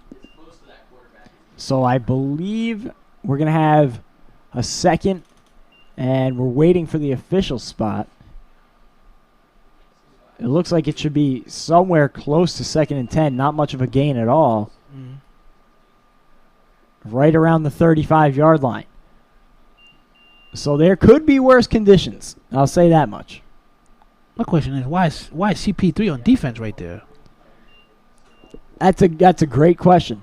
He playing DB? I guess when you come down to the wire, you put everything you have on the table. He's playing DN. Oh, let's see, CP3. Bottom of your screen here. With the brush. Quick screen over here to Petio. Petio. Can you get out of bounds? Pushing forward. I don't know if they'll call him dead with forward progress or out of bounds. And Renegades called another timeout, looks like. This is... All right, listen. Yeah, the Renegades call their second timeout. That should be enough for a first down. And it will be. As we move the chains, ball on about the 25. The Renegades working quickly. 1:16 to play. Renegades must have told themselves that we're gonna tie this game on this possession. We don't need to stop because they're using timeouts. I hope Corey Hammond knows what he's doing. So all you have to do in this situation is what? Score a touchdown and do a 2-point conversion? Yeah, no onside kicks, no field goals, no nothing. Just a touchdown and a 2-point conversion will do it for the Renegades. It brings the game to overtime. And we had an overtime thriller last week, too. CP3 is a you guys know, you watched us last week. Hammond making some adjustments. Got a Haynes and Petio at the top of your screen. Ilbanya to his left. And it looks like Baskerville is checking that tight end at the bottom screen, number 15. Now they got a bunch look up top, and we'll get a whistle. And I believe it'll be a warning. Oh, okay. So they're moving the chains. They had not moved the chains from the last first down. Got it. But it was a first down, so now the chains have to be moved. Nice look by the ref there. Yeah, good keeping the eyes on that. Yeah, that would have been a big mistake. Yeah. had they ran a play, but a first down. The ball on the 25. 1 timeout remaining. 1:16 to play. Corey the Iceman Hammond has the bunch look up top. Corey, my man, a.k.a. +5. Oh, pump fake. Bow! Got him. Got him. My man, K-Wack. None of that. None of that. And Hammond was so focused on the... They ran the fake screen and had the man going deep. Didn't even see K-Wack coming off the edge. And he cleaned his clock right there. Oh. Lucky he held on to the football. Tough one. And look, the tight end didn't even give out. He didn't even... You're supposed to at least give him a little push or something. Hurrying back to the line, Hammond looking, finds Haynes. Good tackle. Sorry, not Haynes. That is Baskerville on the reception. Clock under 30 seconds now. Got to work quickly. 1 timeout left. Play call. Come on, this is the difference between winning and losing. 3rd and 10. So you got to be looking at a first down marker too here. Deep out. 10 yards out. 16 seconds left in the ball game, folks. Drops back. The Iceman cometh. K-Wack on a go. Deep ball. Looking end zone. Can he make a catch? Out of the back of the end zone, and it looks like they're going to have one play. 4 seconds on the official clock. I know our clock didn't stop on the score bug there, but we have 4 seconds left on the official clock up here in the booth. Mm-hmm. So 4th and 11. This is the ball game. And from the 30-yard line, just about, it's not looking good right now for the Renegades. So I'll be honest. I was kind of confident in 2 minutes. You figure 2 minutes. You're not even at where you at. You're at the 50, right? Yeah, they stalled. You had 2 minutes they and you really used 3 stalled. timeouts. You used 3 timeouts, right? You had 2 timeouts. I'm sorry, it was 2-minute warning, and you had 3 timeouts available to you. And look where you're at. They really stalled on that drive. So play calling around is, midfield. Yeah, play calling definitely has been this little. They definitely got shot in the toe on this one, because again, you gotta. I'm sure Corey Hammond knows this, but using that sideline as a clock stopper is huge. Of course the defense is probably taking that away as well. So you gotta be able to pick and choose your poison. And now the Renegades will take their time out for the extended play clock. If the result holds, the Renegades will fall to 0-2, meaning they will have the last seed looking forward to next week's tournament play, and the Hawks will move to 2-0. So it puts them in the driver's seat. And, of course, our next game coming up, Paterson U is 1-0, and BIC is 0-1. So pending the results of those games, we will have our matchups for next weekend. Exactly. So depending on the winner of tonight, will face off the winner. Excuse me, would face off with the Renegades, right? Yeah, depending on, we have to find out what the tiebreaker is. If there's two teams that are 2-0 and two that are 0-2, so all that and more. Definitely stay tuned for this next game, Paterson U and BIC. But we got to finish this one first. Corey Hammond looking to pull a rabbit out of the hat. The Iceman, he can be a hero. He would have the fans going crazy if he could pull off this one. One more play. 4 seconds to go. Down by a touchdown and 2-point conversion. Hammond drops back. Got that pressure. Balls up. Looks good. Can he make a big man? Ooh, incomplete. Out of bounds. And that is the ball game, folks. And it looked like Haynes might have been able to get there. As you see, Khalil Green, definitely, I would say, the player of the game for the Hawks, celebrating with Mike Liberty. A huge victory for them. They moved to 2-0 in this seeding play in these first 2 weekends. And a little unexpected, I'm not going to lie. It's a great game. That was a great game. It came down. The game could have went either way. But at the end of the day, I picked the Hawks, so I'm glad they went with the win. But it was a great game, though, nonetheless. Great game. So, again, like we just mentioned, coming up next at 9:30, Paterson U and BIC. Definitely not going to want to miss that one. Paterson U coming in at 1-0. BIC at 0-1. Two of the perennial powerhouses in this league coming up right after we clear the field. That's going to be an exciting one, and I'm looking forward to that. That's going to be a goodie. Oh, I can't wait. A lot of live action, folks. Do not go anywhere. But right now, we'll check out some highlights from this one. Early on, it was all Corey Hammond in the Renegades, making some nice throws. Another beautiful one right here. Haynes was all over the place for the Renegades, too. And we thought that the Renegades had it in the bag behind Hammond. Looked like as soon as the lights came on, looked like CP3 turned up. Oh, what a hit. I just remember that one. Sheesh. That's my man Sweetness. But the Hawks would not go away. And you see Hammond here actually throwing the interception, and this one gave the Renegades some life and put him back in it. Then Hammond comes out. The Renegades score another touchdown, keeping themselves in the ball game, but the Hawks would prevail nonetheless. Mike Liberty had a big game on the ground, showing off the power right there. And CP3, he was all over. He left his mark all over this game on the ground and the air. Liberty with his lone touchdown of the night. But CP3 was the star of this one. Definitely. Now, keep in mind, folks, the Renegades now 0-2 played better than they played definitely better than that record compared to last week. The Hawks got a loaded roster. They got you got that three-headed monster, right? So they're just like they got so many weapons. They had their hands full. It was a good game. Like I said, the Renegades definitely just like last week, right? You know, they definitely gave. They're like one of those teams, one of those young up-and-coming teams that want another piece here and there to use this tournament, rebuild. You know, they still got an opportunity. They can still do an upset, but this is definitely show to prove that they got some talent here. So definitely a disheartening loss for the Renegades, but like you mentioned, a great effort, and they had themselves running it the whole way. And hopefully for them, they don't see Paterson U in the first round, but that remains to be seen. So that's going to wrap it up for this first game here in the A7FL 2020 Back in Motion, the tournament presented by Salus. The Hawks come away victorious 33-25 behind a great performance from Khalil Green, CP3, and Mike Liberty. That's going to do it for our first game, but don't go anywhere because we got a big one coming up next, Paterson U against BIC. And stay tuned for some great A7FL action.